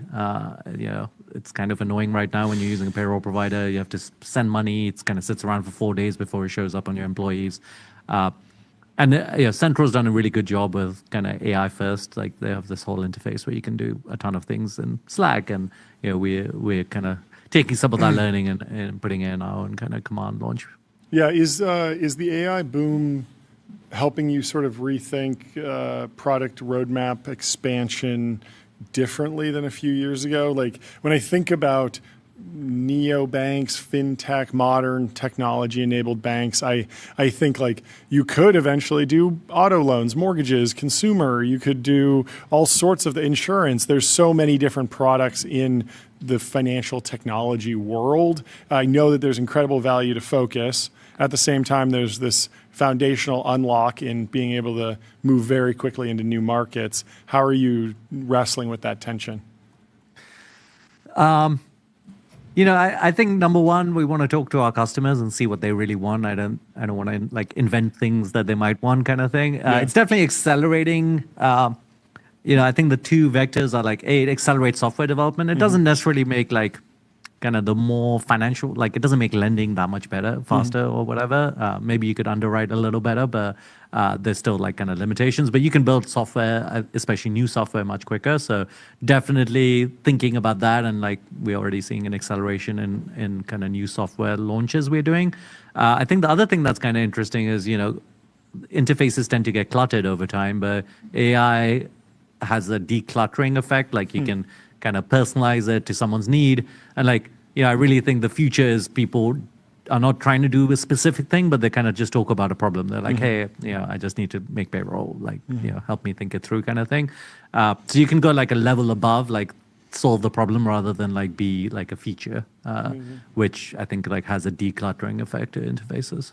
That's good. Yeah, it's so amazing. I just think back to 10 years ago at this point, like starting to build companies and just seeing how many things I expected to be intuitive. Like I expected my bank to be able to help me pay my employees, because like the function of a bank is to like hold money and let you do things with it. And yet obviously, it took some time for you guys to enter payroll, and then all these other things, like just the concept of getting an invoice, wanting to pay it. Like you really should be as simple as like dragging it somewhere, and then that's it, right? And so there's all these things that like right in this moment, there's going to be an entire generation of entrepreneurs that like only knows this like completely frictionless business finance, and I'm very happy for them. And I'm happy for all of us that had to go through do it the hard way for so long. Yeah, when I started Mercury, that's actually what got me excited, that like after you build a bank account, there's so much more to do after that. I really didn't want to, this is my fourth company, so I really didn't want to do like this thing where you build the thing and then all you do is like incrementally improve it a little bit over like a decade. Like I really wanted to do something where like the start is just the start and it's kind of a platform to build a lot. So I'm excited that we're like finally like getting to build that kind of multi-product strategy. Last question. Deployment pace for angel investing. Are you accelerating it? Are you decelerating? What are you doing on the angel investing side? Maybe I'm a little old school, but like when the valuations are the highest and the hype is the highest, you should like not accelerate. You should like, we saw 2021. Like I'm trying to keep like a continuous pace. Like I think it's total. Don't you know this time is different? I think that like there's a reason for the hype and there's really exciting companies being built. But I think it's going to be even more fun when the valuations come down after the hype dies down and you can like then deploy it, It was crazy. No one was deploying in 2022 and 2023 when like it's the same companies at like a massive discount. No. I mean, the smart funds were, and a lot of great companies made it through, grew even bigger and are bigger than they've ever been. as you are. So congratulations on all the progress. Thank you for coming on the stuff. show. We will Great talk to you update. soon. Yeah, Congrats. Have a good rest of your day. Goodbye. Cheers. There have been a number of AI images hitting the timeline. One was of Peter Thiel eating ice cream in Buenos Aires. He has been spotted at a chess match. I think that image was not AI. This one is AI generated by Kat McGee, but it still sparked a bunch of funny reactions. One of them, the question you need to be asking is, what delicious ice cream is almost nobody eating? Of Mint course, chip. the Mint chip Thielian question. Is mint chip properly rated or Yeah. is it underrated? Mint chip might be underrated. I think it gets thrown in with the chocolate category. It's sort of a second fiddle to the vanilla strawberry I was chocolate. always a mint chip kid. I like mint chip. I was always strawberry. I like strawberry ice cream. But Question. Mint chip's good. But I think as you zoom in on this AI image, you can tell that it's AI. It's just too crystal clear, too well lit for someone to snap a picture unnoticed in Buenos Aires at an ice cream parlor. This would require professional lighting to get something like this out of a camera on the fly. If you saw someone, 0 to yum is what they say. Anyway. Question, Yes. John, What? that I was asking you this morning. Yeah. Do you think it's better to rest on your laurels or sleep at the wheel? I think I have my answer, but I yeah. want to hear yours. I think in the modern era, sleeping at the wheel is increasingly safe because of self-driving cars. That's right. You can be sleeping in a Waymo. You could be sitting in the front seat. I don't know. Do they let you sit in the front seat of a Waymo? I don't think so. Maybe if there's a fourth. Yeah. Can you Not behind the wheel. Not behind the wheel. cannot But what if occupy. I'm in the back and I wiggle my body through the front two seats, sit in the They're front, gonna it'll come stop on. the car? They're going to come on the phone. They will. Stop. Okay. Well, then it seems like it's increasingly difficult to sleep at the wheel. And so perhaps resting on your laurels would be the better option. I think so because it allows you to one. It's obviously comfortable. Yes. Quite relaxing. Yes. But just because you're resting doesn't mean you can't get back in the game. Yeah. Also, resting on your laurels implies that you have laurels to begin with, whereas That's sleeping true. at the wheel, you just have a car. Yeah. It could be. It might not even be your car. It's Yeah. also very Lindy, right? People have been doing this for thousands of years. You Sure. can imagine a Roman emperor resting on laurels. on their laurels. But they weren't sleeping at the being wheel. They hadn't days. invented the wheel. They barely invented the wheel. I think they had the wheel. Well, they would ride on top of wheels. They had the wheel. They were planning to reinvent the wheel. But no one had a wagon that had a wheel that would steer That's the true. wagon. That's true. You had reins. They would take the horse by the reins. Isn't that the phrase? Take the bull by the horns? What's the reins idiom? There's some sort of reins idiom. Anyway. I think personally, Resting on your laurels implies that you have laurels to rest on. Sleeping on the wheel means that you just got behind the wheel of some car. could be in a sudden death situation. Yes, right? much riskier. high much risk, riskier. high risk, low reward. Yes. Almost very, very. Plenty of people rest on their laurels and just fade into obscurity. They aren't met with true downfall if they're resting on their laurels. But sometimes you just rest, recharge, get back in the game. But ideally, you avoid both. Ideally, you avoid both sleeping at the wheel and resting on your laurels. Imagine just a bunch of laurels in your driver's seat and you're just sitting. You could be doing both at the same could time. be doing both. That is the riskiest possible scenario because Yeah. you're going to be the most relaxed. Yeah. Highest likelihood of careening off the road. You want to avoid both. You want to avoid both. What do you think of this desk? Herman Miller launched a gaming desk. People are saying it's tasteful. A tasteful gaming setup for once. They thought it was impossible. You personally find pretty much all gaming setups tasteful. Extremely tasteful. It's a big part of your culture. I love a gaming desk. I don't know. The thing is that I don't know this. Watching this video of the Coil gaming desk, it doesn't scream that tasteful to me. It seems like a minor upgrade. Probably the best gaming desk out there. Seems very functional. I don't know why there's a back panel there. I don't know what that's for. Is that for passing wires through, perhaps? But how would you rate this gaming desk? Is it tasteful? I like it. I like the red coil. I like a pop of color. Okay, a little color in there. I love that Good color good red is one of CGI. my favorite colors. Maybe it's AI. Yeah, I think this is CGI. I have a What is the coil for? Oh, it takes the cable down so you can plug it in because it's adjustable. almost certainly power. I feel like they could just thread that through the leg and it wouldn't even be there. But I guess it adds a pop of color. The which chat is is saying over-designed. Over-designed. We'll see. Herman Miller has a whole gaming division, I suppose. Anyway, you got to remember, this is from Will Depew, you got to remember that there's some guy out there who's the Michael Jordan of steel processing. He's on a generational run right now. Everyone sees their niche as the center of the world. So many greats you'll never hear of. The Michael Jordan of steel processing, we got to find him, dig him up, get him on the show. We've had the Michael Jordan of acquiring rare parcels of land in Montana on the show.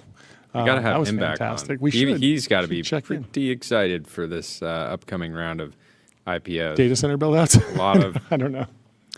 Anyway, a lot of those IPO. We can come back to the land strategies because we have our next guest here, Brian Chesky from Airbnb, back on the show. Only a few weeks since we talked to you last. Welcome back. Thank you so much for taking the time. How are you doing? Hey guys, how you doing? Good to be here again. Great to see you. We're not in. It'd be better if we were in a blimp right It'd be now. better if we were in a blimp, but we're one show closer to hanging out on a blimp together. Give us the update. What's going on in Airbnb world? So we announced a few things. The first thing we announced is a whole bunch of new services, probably starting with grocery delivery. A lot of people love that Airbnbs have kitchens. So now when you book an Airbnb, you can have groceries waiting for you in your Airbnb. Oh, that's cool. A number of people tell us that if you go to Rome, it's hard to get an Uber. So now there's going to be somebody that can welcome you at the airport and pick you up and take you to Airbnb. We also announced, finally, car rentals. A long time coming. And so now you can get a car rental on Airbnb. Yeah. And we also announced that we have now boutique and independent hotels. If you book a boutique or independent hotel, we are creating a price match guarantee. So if you see a lower price anywhere else, we will give you the difference back in Airbnb credit, and we'll give you another 15% towards the next booking of anything on Airbnb. So those are just a few of the things that we announced. Really, the basic idea is just continue to listen to customers, continue to listen to our guests, listen to our hosts, and just keep expanding and perfecting the service. And trying to make Airbnb a bit of an ecosystem of other developers and other apps. Yeah, this feels like the fruition coming to reality of like a lot of the pitch that you gave last year. What was involved in actually getting to this point? How much of this is predicated on new software development, new product initiatives versus partnerships with existing areas? Like a lot of these feel like they touch the real world. So it's not just an extra line of code or an extra panel or button in the app. Yeah, I mean, it's a good question, guys. The app that most people see is maybe something like, call it 20% of Airbnb. There's also a host app, but again, most of the work about Airbnb is what happens in the real world. And I think I said last time that we spent a lot of time. Imagine like you're living in a one-story house, and then suddenly a bunch of people want to move into your house, and you have to add like a second, third, fourth floor. But you didn't build the foundation for a 4-story building. And so what we had to do over the last few years is kind of rebuild the foundation. It really was only built for homes. It was not built to do other things. Amazon had this problem in the late 90s. They were built on ISBNs for books, and they had to basically take their website and turn it into a bunch of primitives. So we basically already done that work. To give you an example, it took us 16 years to finally expand beyond homes. It took us 2 years to develop service experiences. It took us 8 months to develop groceries, and it took us only 2 months to develop luggage storage, airport pickups, and car rentals. So basically, looking at the time to launch from conception to launch, we can now have an idea and put it into a market sometimes within like a couple weeks to a month. And what that should mean is instead of announcing 1 or 2 things a year, eventually we can announce dozens of things a year. Yeah. Cars. Why? Obviously, a hard thing to do, but I'm sure people have been asking this for a decade now. Why did you choose at some point not to maybe listen to your customers? Why are you making those? Why was now the right time? Because it just feels like such an obvious thing. I'm booking a trip somewhere. Give me one click to add a car. Obviously, there's more that needs to happen on the back end, but. Yeah. Why? Yeah, another great question. And I asked myself that, like, why didn't we do certain things sooner? And if I could, I would have. I remember that one of my early investors said starting a company is like jumping off a cliff and assembling the airplane on the way down. I never realized when I started a company that I never realized. I thought if you hire thousands of people, suddenly you'd have all these extra people to do all these extra things. Yeah. But when we were in hyper growth, we basically just had most of the people just trying to keep the lights on, and we really struggled in the 2010s during our hottest moment to really expand beyond our core business. We tried in 2012, didn't really work. Tried in 2016, didn't really work. We finally thought we cracked it in 2019, and then suddenly the pandemic hit. We lost 80% of our business in 8 weeks, and we said, oh man, we don't have time to do this right now. We got to go back to our core business. So we've kind of had 3 different starts, and we tried it before. We just never really were able to stick the landing. I think this time we finally can. So yeah, people have been asking for this for more than a decade. In fact, 15 years. 2011, we began thinking about it. And now I'm happy to say that hopefully going forward, we won't have to wait 15 years for another service. So they'll be coming really fast now. Yeah. And how is it working under the hood? Are you partnering? Like, is this a also kind of like sharing economy play? Are you partnering with car rental services or both? I imagine you want to. Yeah, it's going to be a mix of things. There's not really a lot of global providers, so we're going to be working with a number of different partners that can fulfill this. Some of the services like Bounce, like we don't do luggage storage. They have 15,000 locations, almost as many as there are Starbucks. So that's more like an app store integration. And then sometimes we have to build the services first party with our own host because they don't offer it. With car rentals, we're basically able to partner with a bunch of companies. No one company covers every geography in the world. We're in more countries than Coca-Cola. So you have to patch a bunch of things together. And I think over time, we'll probably you guys get are a in little more countries than Coca-Cola? I think that we were at least last time we checked. What is Coca-Cola, Coca-Cola doing? They're asleep at the wheel. I know. Come on, what They are need they to go doing? founder mode. I think we're in every country but North Korea, Yeah. Iran, Yeah. Syria, Russia, Belarus. Maybe there's one other. So we're just about every other country. Yeah, the other thing with cars that, and as I was just like thinking about that, as kind of Turo came on the map, and I love cars, so I was always I thought very briefly of, well, maybe I should get a bunch of cars that I like and maybe turn it into a little business. Quickly realized that like it's like fundamentally a wildly different business, because if I have a property and I put it on Airbnb, even if people are staying in it 365 days a year, if I buy at the right price and in a great market, it will continue to appreciate. Cars are the exact opposite, and it's just like a wildly different financial equation. And so it always made sense to me just from that lens, where the supply side is like incurring some like heavy costs associated with actually like supplying, providing that supply, versus on the Airbnb side, again, you can get a bunch of rental income and not incur any significant losses associated with the asset. Yeah, I mean, I think that's a really, really good point. And usually people's second biggest asset after their home is their car. Sure. And so I think now we have people's time, we have their homes, we have their cars. We would like to move to a lot of different other categories. Over time, I think you'll see a couple dozen other categories coming over the next year or two on Airbnb, essentially building this entire ecosystem of services. But you're right. I mean, I think maybe one way to think about Airbnb is like just getting more capacity utilization out of assets. Anything that's empty, it could be further monetized, and the world could be a bit more efficient. It could be cheaper to own a car. It could be cheaper to own a house if you could defer the cost by sharing it with other people. That was basically how it started. I couldn't afford to pay rent, but that doesn't limit itself to homes, as you mentioned. It could be anything: cars, it could be boats, it could be equipment you have laying around. It could be kind of anything.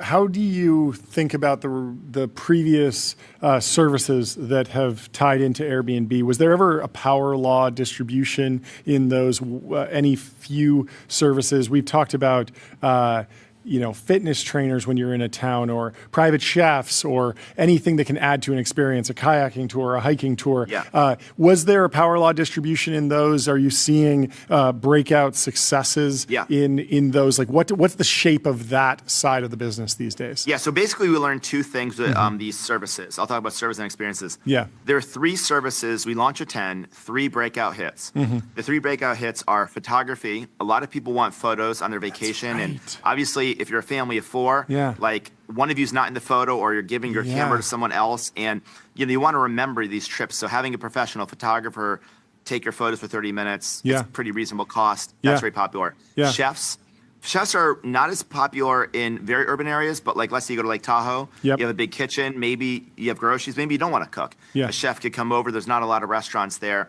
And then the third one's massage, especially again in vacation rental or villa destinations. Massage is very popular. Other than that, it's really geography by geography. So we see like in Sayulita, it's a different kind of experience than say in like the Caribbean. So it really depends geography by geography. With regards to experiences, we're seeing a couple things. Number one, no surprise landmarks. People, the first time you go to a city, you want to see a landmark. But the thing we learned is the second time you go to a city, you don't want to see a landmark. You want to experience food. And the third time you experience a city, now you want to get inside access. So a big thing we learned is this your first, second, or third time to a city, or do you live there? And depending upon the answer to the question, depends on the type of experience we offer you. This was a nuance that we didn't really appreciate the first time around, and now we do. And I think my prediction is the thing that will make service experiences really big is people will start booking them in their own city. That's when the TAM goes by a factor of 10. And not to say it'll be every day, but it just makes it a lot bigger TAM. Yeah. Yeah, just clicked for me that one of the challenges of all the marketplaces like photography, chef marketplaces, massage, all of them, I can't even really think of their names, even though there was like venture funded companies in those categories, because the second you hire a chef, they're literally preparing you food. You immediately develop like trust and a relationship, and so if you find a chef in your hometown, you're talking about disintermediation. You're going to have this massive disintermediation and also risk. like and so diseconomies of scale. If you're just the private chef booking company, very hard to support the entire operation, the back office. But Airbnb is a big company. This can be one of many features, and the feature set that you build can be flexible. Travel, it's like, I want a photographer here. I want a chef here. Yeah. Yeah, you bring up 2 points. I'll bring up both points. So one thing is most services, there's not even one app in the world. Yeah. So if you want to get a massage in the United States, you might use an app like Zeal, but if you want to get a massage in Korea, I don't even know the app. It's probably a Korean company. And if you want to go to Brazil, it's going to be a different company. So it's not even possible for most people to know which app to use in which country. And so being able to aggregate all that demand is great. And these apps, these developers love it because we basically are their international expansion strategy. Much of these companies, the hardest challenge they have is growing internationally. And we say, well, we can introduce your brand to a global audience. Well, now let's talk about locals. Yes, if you're going to do a repeat service, we don't want to charge 50 and 20%. We're going to have to decide a business model. And maybe there is no commission, or it's a very, very low commission. And maybe the value there is this, we make your life easier. And I think this brings up a larger point, which is we don't need to monetize every experience on Airbnb. The best thing is to have a great relationship, add value, and know that there's enough high value assets we can make money on. And we don't need to try to get every last dollar. We just really want people to love our service. And as you know, we generate quite a bit of free cash flow. So, we're one of the more profitable companies as a free cash flow standpoint. So we are able to pass a lot of value on to customers. Yeah, I think that framing as like a concierge for the world, where like if you're staying at a hotel, like the concierge is not always thinking like, okay, this person wants something to do today. How do I get the maximum amount of value out of them in this moment, right? Because then you'd always send them to, well, why don't you eat at this restaurant on the property, or why don't you do this thing on the property? But just like actually taking a positive sum view and just know that like you want to be core to someone's experience wherever they are in the world, I think is. I like concierge for the world, by the way. That's like a very good slogan, actually. Coinage, I love it.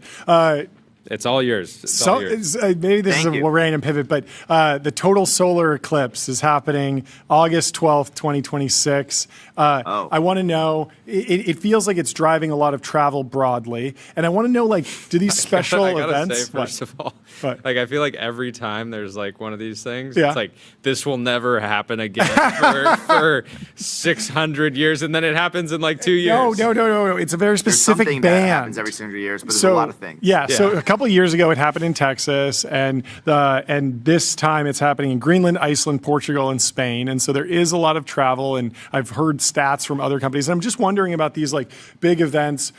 First, like, how much do they show up in the data? How much do you see them? And then second, like, what are you doing to like amplify and get the most out of these? Let your customers know, because you frame this as like sometimes the best experience is like when you know it's the first time visiting a place, second time, third time. But at the same time, as a user, there's this tension between, I love it when a company knows something about me before I have to fill out a form, but also it gets a little creepy if they know too much about me, and this weird tension where I want you to know, but I don't want you to tell me that you know, and I don't want to fill out the form, but I don't want you to spy on me, but I sort of do want you to spy on me. So walk me through all of that.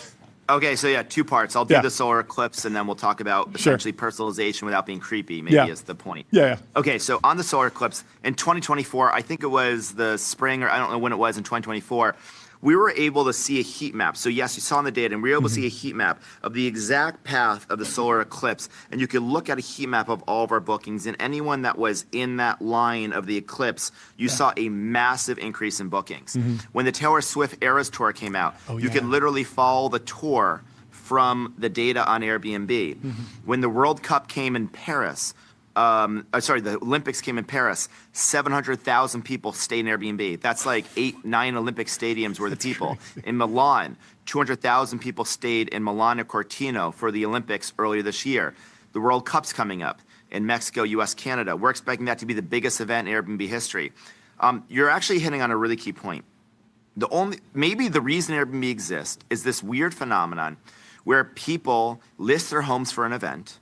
Most people have only intention of listing one time, but about 50% of the people continue hosting. And so it's kind of a hook. And a lot of people are like, I don't want to host, but they do it once, they make a bunch of money, they realize it's not weird, and they keep doing it. If it wasn't for this phenomenon, there may not have been an Airbnb. We used events to grow. So that is basically a core part of our strategy, I see whether a financial it's Coachella product, or Lollapalooza. Airbnb futures. I should be able to go buy. I should be able to go, see events that I know are going to happen, Olympics, World Cup, and basically buy and then resell. No, I'm kidding. And then I want to answer the second part of, I think, John's question, which is personalization without being creepy. So right now, I think most websites and most apps don't really ask you questions. They infer things, right? They think that if you ask somebody a question, that's friction. And so for 25 years, this is Amazon, this is Instagram, this is basically every app, including Airbnb, we're mostly just looking at what you click on, what you book, your prior behavior, and we try to infer based on that what you want in the future. I think going forward, we're going to go beyond that. We're going to do two things. The first thing we're going to do is we're going to ask you questions. That's what an agent does. An agent asks you questions. So your concierge for the world should ask you questions. You went to a travel concierge, but they didn't ask you a question. That'd be pretty weird. So I think that's the social contract of the app is more conversational. We're going to get more information. But the other thing is designing preferences.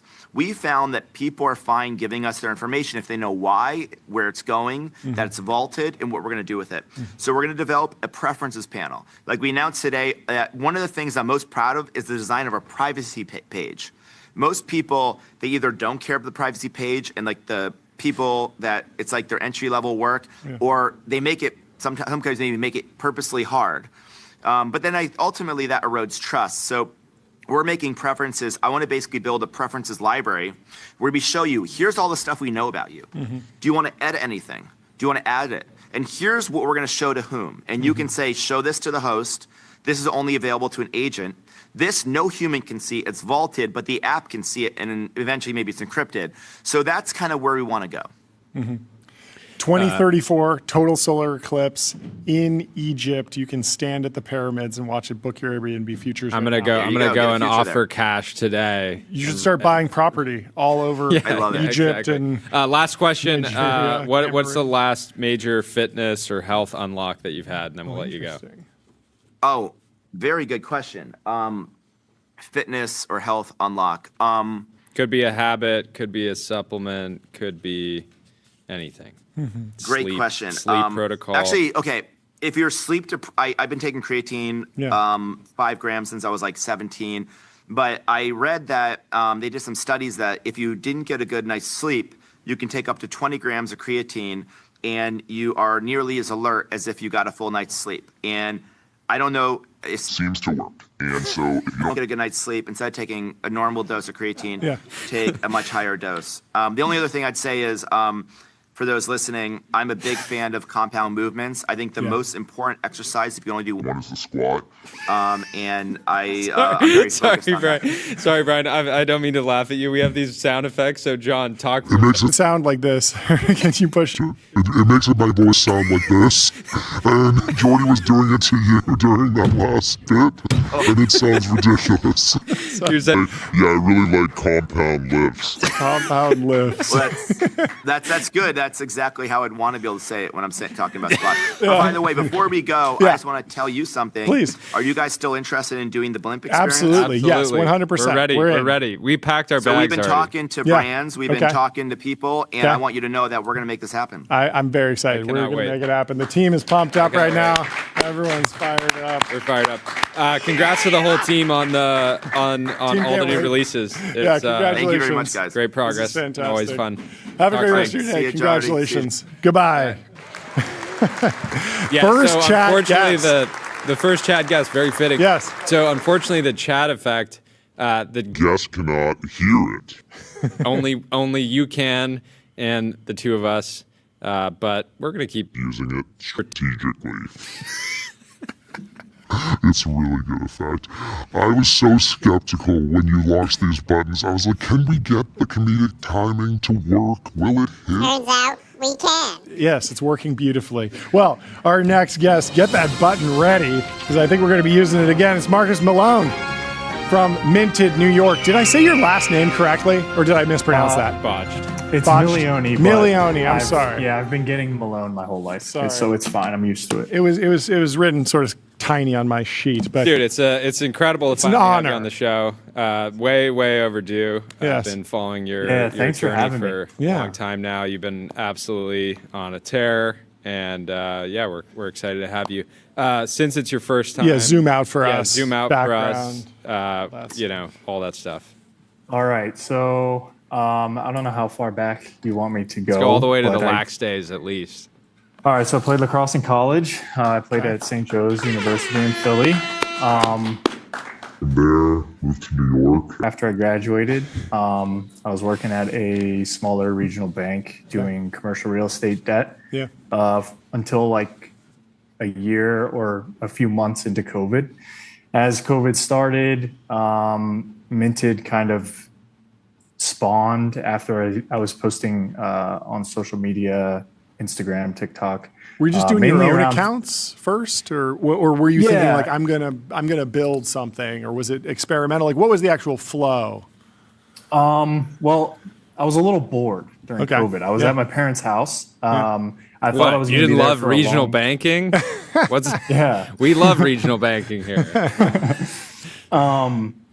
Yeah, so I thought I was taking a long weekend at my parents' house, and COVID would like blow over a long weekend, and then so I just started posting about things I liked, mainly around like fashion and fitness on Instagram and TikTok, and then the brand kind of spawned out of that. Yeah. What was the first format? Direct to camera, like scripted, unscripted, just like yapping, get ready with phone me. in front of my face, yapping. Yeah. I guess that was mainly TikTok, and then Instagram was more just like outfit photos. Okay. Like I liked putting outfits together. Yeah. Yeah. And then what was growth like linear? Was there a key turning point? A lot of times, like with my YouTube, I started a YouTube channel during COVID, very similar story. And for the first year, it was like 1,000 views. And then I cracked the code on one video, correct structure. And it went, I think it got 60,000 views, which was like an insane takeoff by comparison to the 1,000 views that I was averaging. And I credit that a lot to, I had the editing dialed, I had the script dialed, but I really got like the structure and the title and the thumbnail all like packaged up so it like could fly. And I'm wondering like what the process was like for growing on TikTok and Instagram. I mean, I kind of viewed it as a reps game. Yeah. I told myself, at least on like the short form video stuff, since I had no background in it, I was like, I'll just do 3 videos a day for 365 straight days. And by that point, you start to see, you get feedback from like the analytics. And so after a certain point, you're like, okay, well, this did well here. Let me like, try some variation of this next time. But really, it was just like a reps game. I would try any sort of video style, but a lot of it was just talking. And I think at that time, there was a lot of like it was still a dancing app, right? Like people were just doing dances, and I wasn't doing dances. I was trying to just provide some form of value to the viewer. And you see it a lot more now, but at that time it was kind of like not as prevalent. So I think it helped. Yeah, I think of you. I mean, I think of you as like the a new generation of like founder-led company, which there was like, you know, great companies have almost always been, well, every company started by a founder, but you're like the first generation that was just like hyper online. You're in public. You're building your personal brand. You're building your personal brand, as well as like, you know, people are following along building the company. Also like your own journey as like an athlete and doing those things together, and just having this like hyper presence where historically a founder, even if they were pretty online, they might pop up and do like an interview every few months and people would be able to tune in there. Or they might post a little, you know, somewhat actively on Instagram, but it wasn't like three like medium form videos a day for a year kind of thing. And I just feel like that built so much momentum because there was like multiple things to latch on. People could latch on to like, how's your actual running going? Like I you know, remember video after video where you're like pushing yourself super, super hard. And then there's also like some people can latch on to the business side, which are like giving people behind the scenes and really making people feel like a part of building that, which has ultimately led to where you're at right now. You had this drop this week that I hit you up yesterday. Must have been extremely chaotic. You guys sold out so quickly that you were going back through like trying to identify like people that were botting it to resell. Take us through the launch. Take us through. But like before we get there, like kind of the key moments along the journey. You start out, you're just making videos. At what point were you like, oh, I can quit? Like, when did you quit your job? I got to make some money off this. Yeah, so it was like month 8 of kind of after we started. It started January of 2021. And then by month 8, we had kind of had 4 large releases under my belt. And it was starting to become too much to try to juggle between real work and not like letting anything like slack there, because obviously that paid the bills. But I remember talking to my dad and trying to figure out, okay, what's, you know, a good exit plan. And so we came up with like a revenue number that we would hit over the next 3 months. And if we hit that, then you know what, we're going to take the jump and quit our job. And so then very next release, we hit it in like 5 minutes. And I remember being at home and being like, well, I guess we're just gonna. Well, that was part of what must have been nerve-wracking quitting, right? Because it was a drops-based approach, and so you have super spiky revenue. So it's, you know, you're thinking like, okay, well, if this drop goes well, and this drop goes well, and this drop goes well, it doesn't feel like a paycheck every 2 weeks. Yeah, it doesn't. Yeah, it doesn't feel like it's streaming in. No, I mean, you're betting the farm like the entire time. Every single drop, I was just run the bank account to $0 on production, and hope that it went well. I guess at any point, like, it could have blown up in my face and gone to 0. Yeah. So that happens. When you're looking back, what was the next like significant moment? You're like, okay, this seems like a real business. People like what we're doing. I would say that following Christmas, like that December, so 12 months in, we had like the largest release of the company's history. It was like going into Christmas season and holiday season. And we released, and I remember being like so blown away by the number on the screen, but then also realizing like, okay, all this inventory is in my parents' garage, and we have to ship all this out as fast as possible. Christmas. Yeah, so I need all hands on deck. I've got my brother, my sister, my mom, my dad, like everybody is there packing. And I'm like, this is going to take us 2 days. It's like, no problem. And it took us like 6 days of packing every day, like through Christmas. Might have ruined Christmas. I'm not even sure. But it was so new. Everyone was so excited that, like, I mean, obviously toward the end, we were definitely getting on each other, but it was so new and exciting for everybody that, it kind of just, it was a blur. And then this whole time, like running is blowing up. Running got cool. You clearly thought it was cool before you started the brand, but I think a lot of people realized that maybe it was cool. around 2022? Is that like when you felt like it was really becoming part of popular culture in a bigger way? It was, it was really becoming part of my life then too. I think I probably started in 21 and then really picked up and wanted to start racing. What were you running from? Honestly, a lot of different things, probably, now that I think about it. But like it started like everybody else. You sign up for a half marathon, and you're like, okay, I got to train and I'm going to give myself a time goal. And then like anything else, it's a sickness. And then it just gets worse and worse. Do you still feel pressured? Were you feeling pressure to be the best runner out of your customer base? Like, I feel like you're kind of running two races. You're building a business, and then I can imagine it really gets in your head because you start sharing some times that you're running, and then you're competitive and you want to improve. Walk us through that journey. Yeah, the beauty of posting on the internet is that you get to hear commentary from everybody on the internet. So I always approached it as if we're going to make a performance running apparel, I better have some half respectable times. I'll never be elite. I may never be sub-elite, but I at least put in the time and effort and try to run fast. Yes. And then at what point did you start getting approached to do, big partnerships like this drop this week? Because these type of things are typically, you brands need to like meet in the middle. The best partnership, right, is like a win for, it sort of like legitimizes the rising brand and then makes this maybe the more legacy brand like, cooler and more relevant and but timing matters a lot for these things. Yeah, I think it was toward the end of 2022. So we, coming to the end of our second year, I got an email from Jason over at Saucony, who kind of heads their, it's called Energy, but partnerships. And it was really cool. The email started out just lifestyle because at this point, the brand wasn't as heavily focused on the performance running piece, and it was a lot more menswear and jewelry and stuff like that. So he wanted us to work on a lifestyle shoe that kind of fit into that world.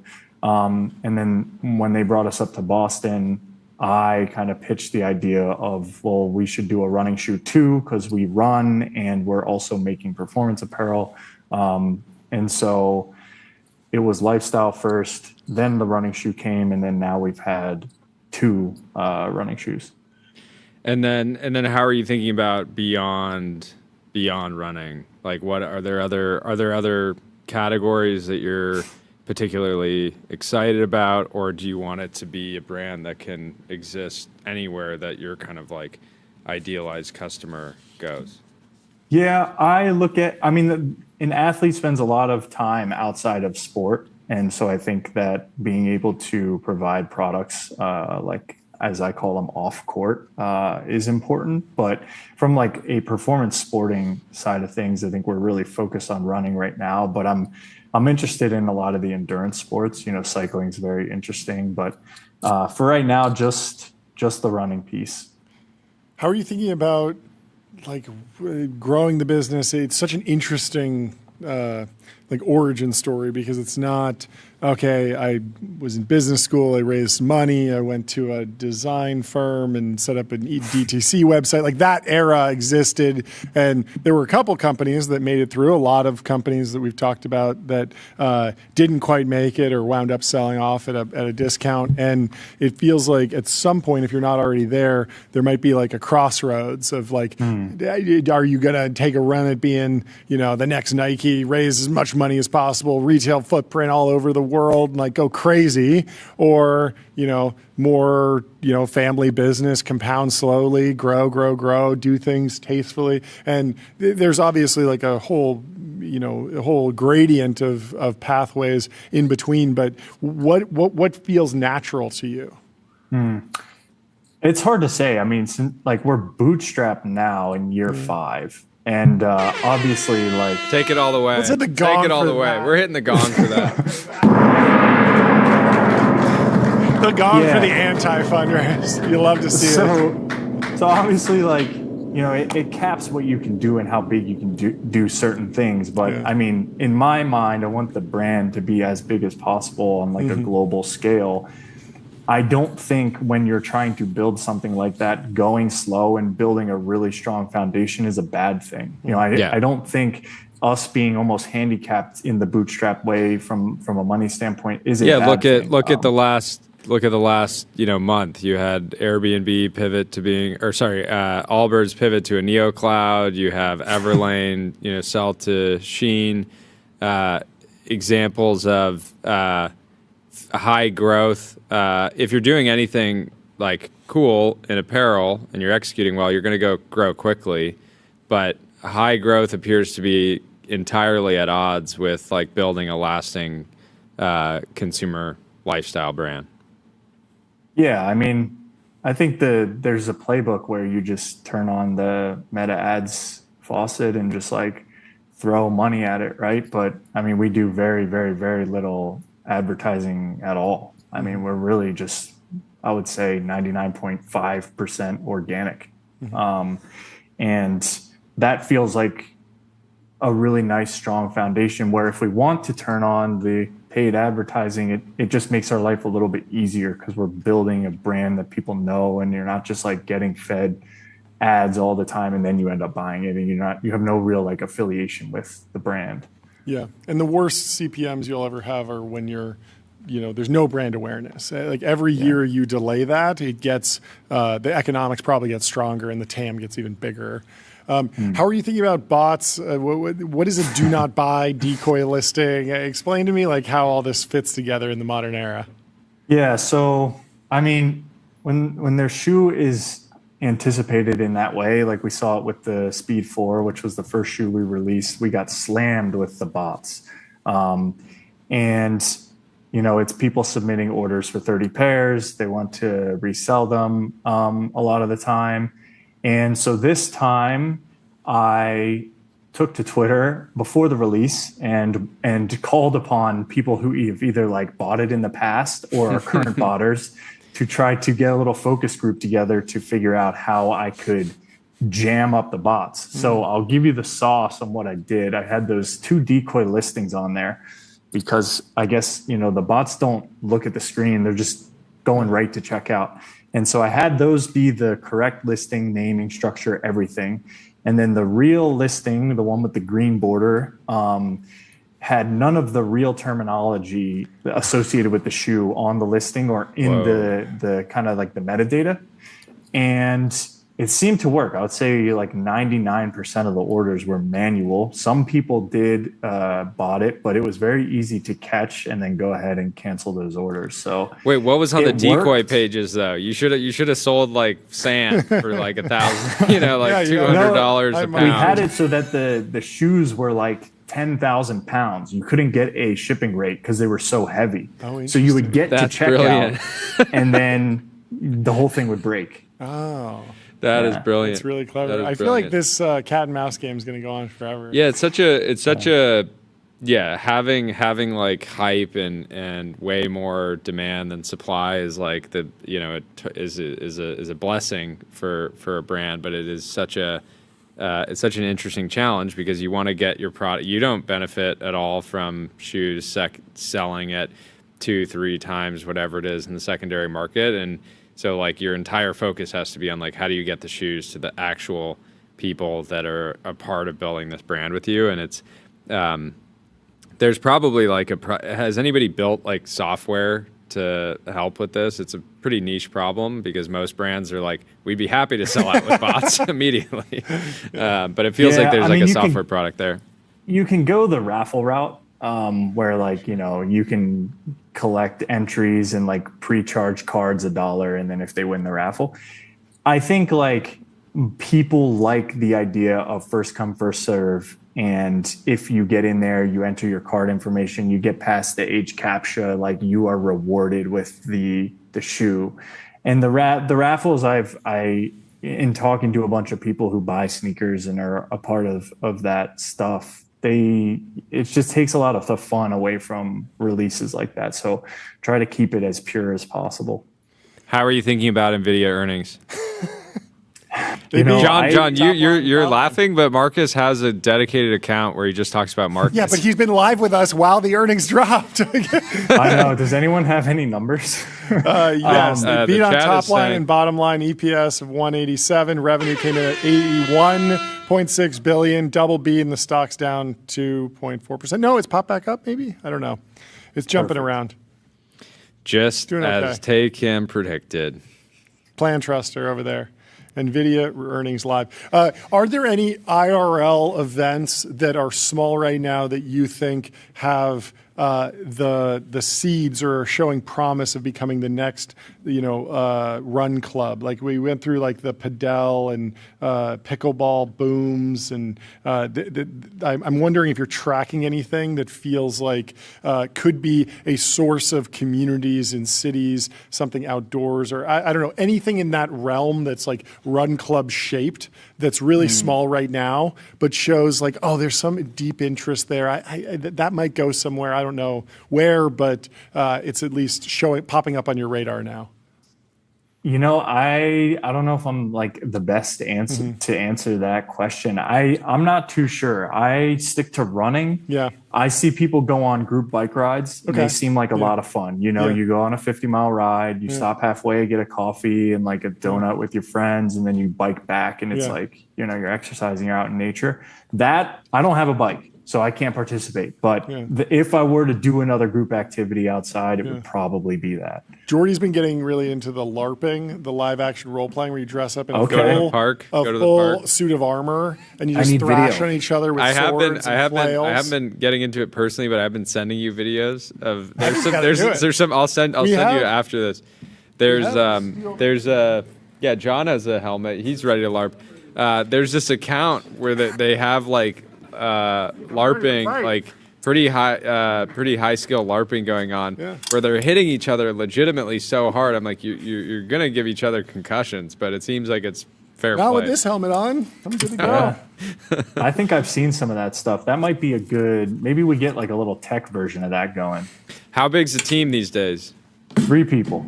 And then my sister's part-time. That's elite. She does the customer service and she's the GOAT, but 3 full-time. That's amazing. 3 full-time and all in-house, like in office in New York.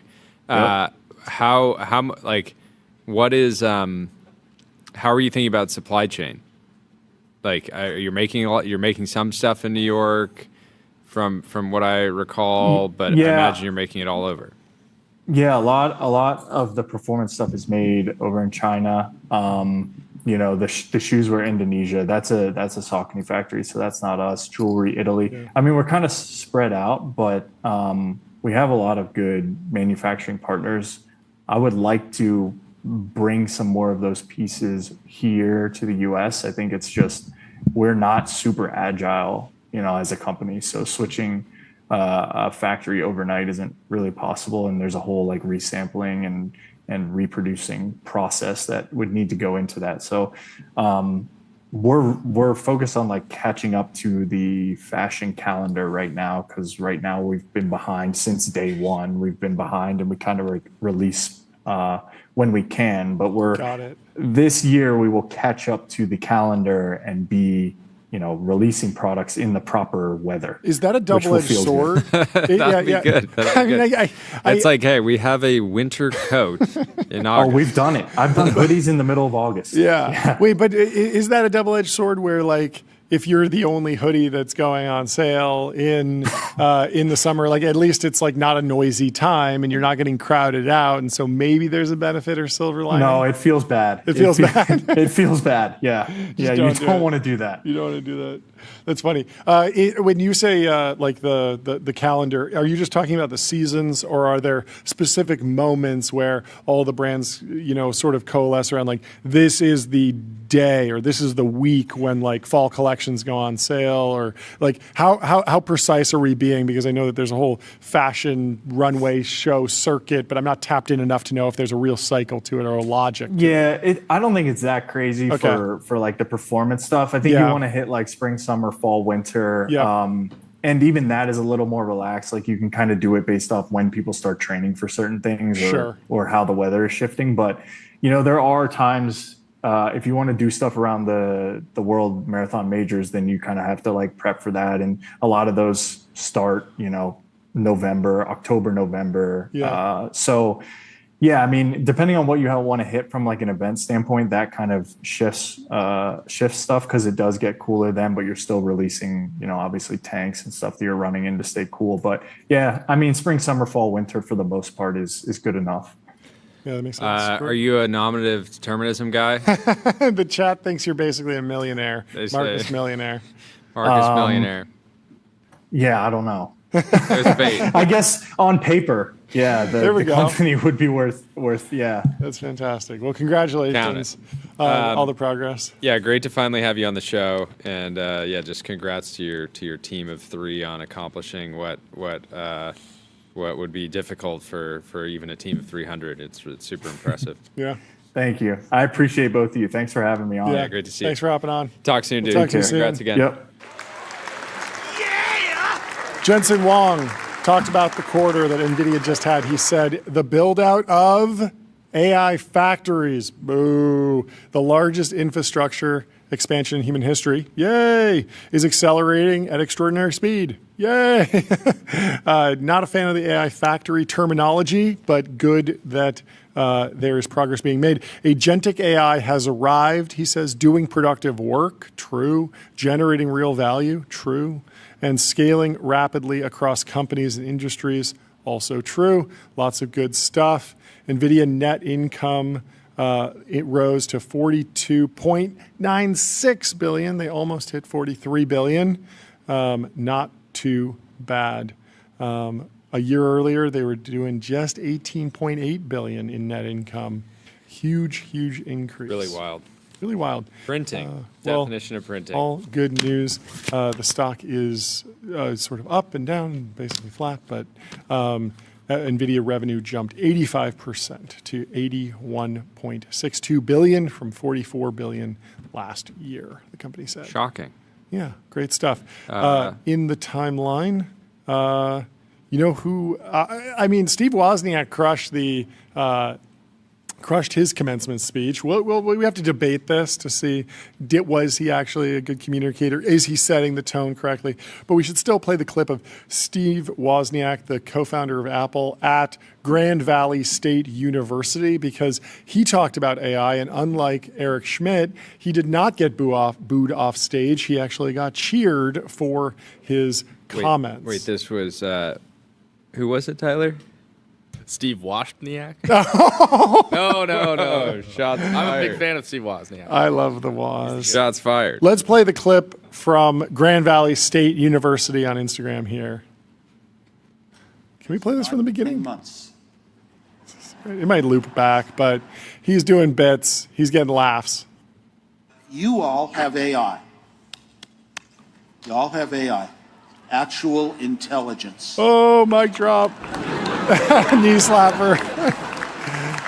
Hey, play into the crowd. We're going to need a big He knows the audience. He knows the audience. We're trying to figure out how to make a brain, software, hardware, synapse chips. And I was at a company where the engineers figured out how to make a brain. It takes 9 months.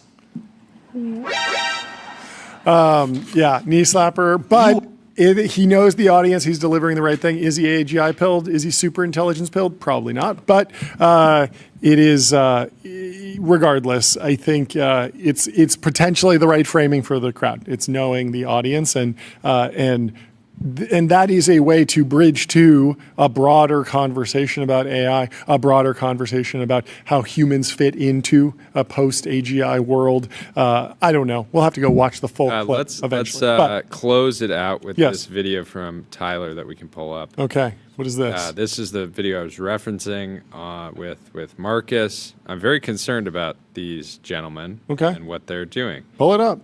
Pull it up. What's happening? Let's get this is insane contact. I mean, the helmet is getting dented. I think this is brain damage. Not an issue. Skill issue. They really hitting that, aren't they? Run it back one more time. One more time. This is just wrong. They're taking it too far. Like, I don't see how you leave this without a concussion. Mm-hmm. But we'll try it out after we. We have We'll the test it gong out. mallet. Yeah.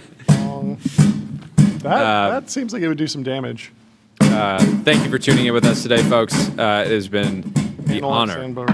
of our Another lifetimes to podcast with you today. been great. We hope you have an incredible evening, and we'll Leave us 5 stars on Apple Podcasts and Spotify. Sign up for the newsletter, tbpn.com. We'll see you tomorrow. Goodbye. Cheers.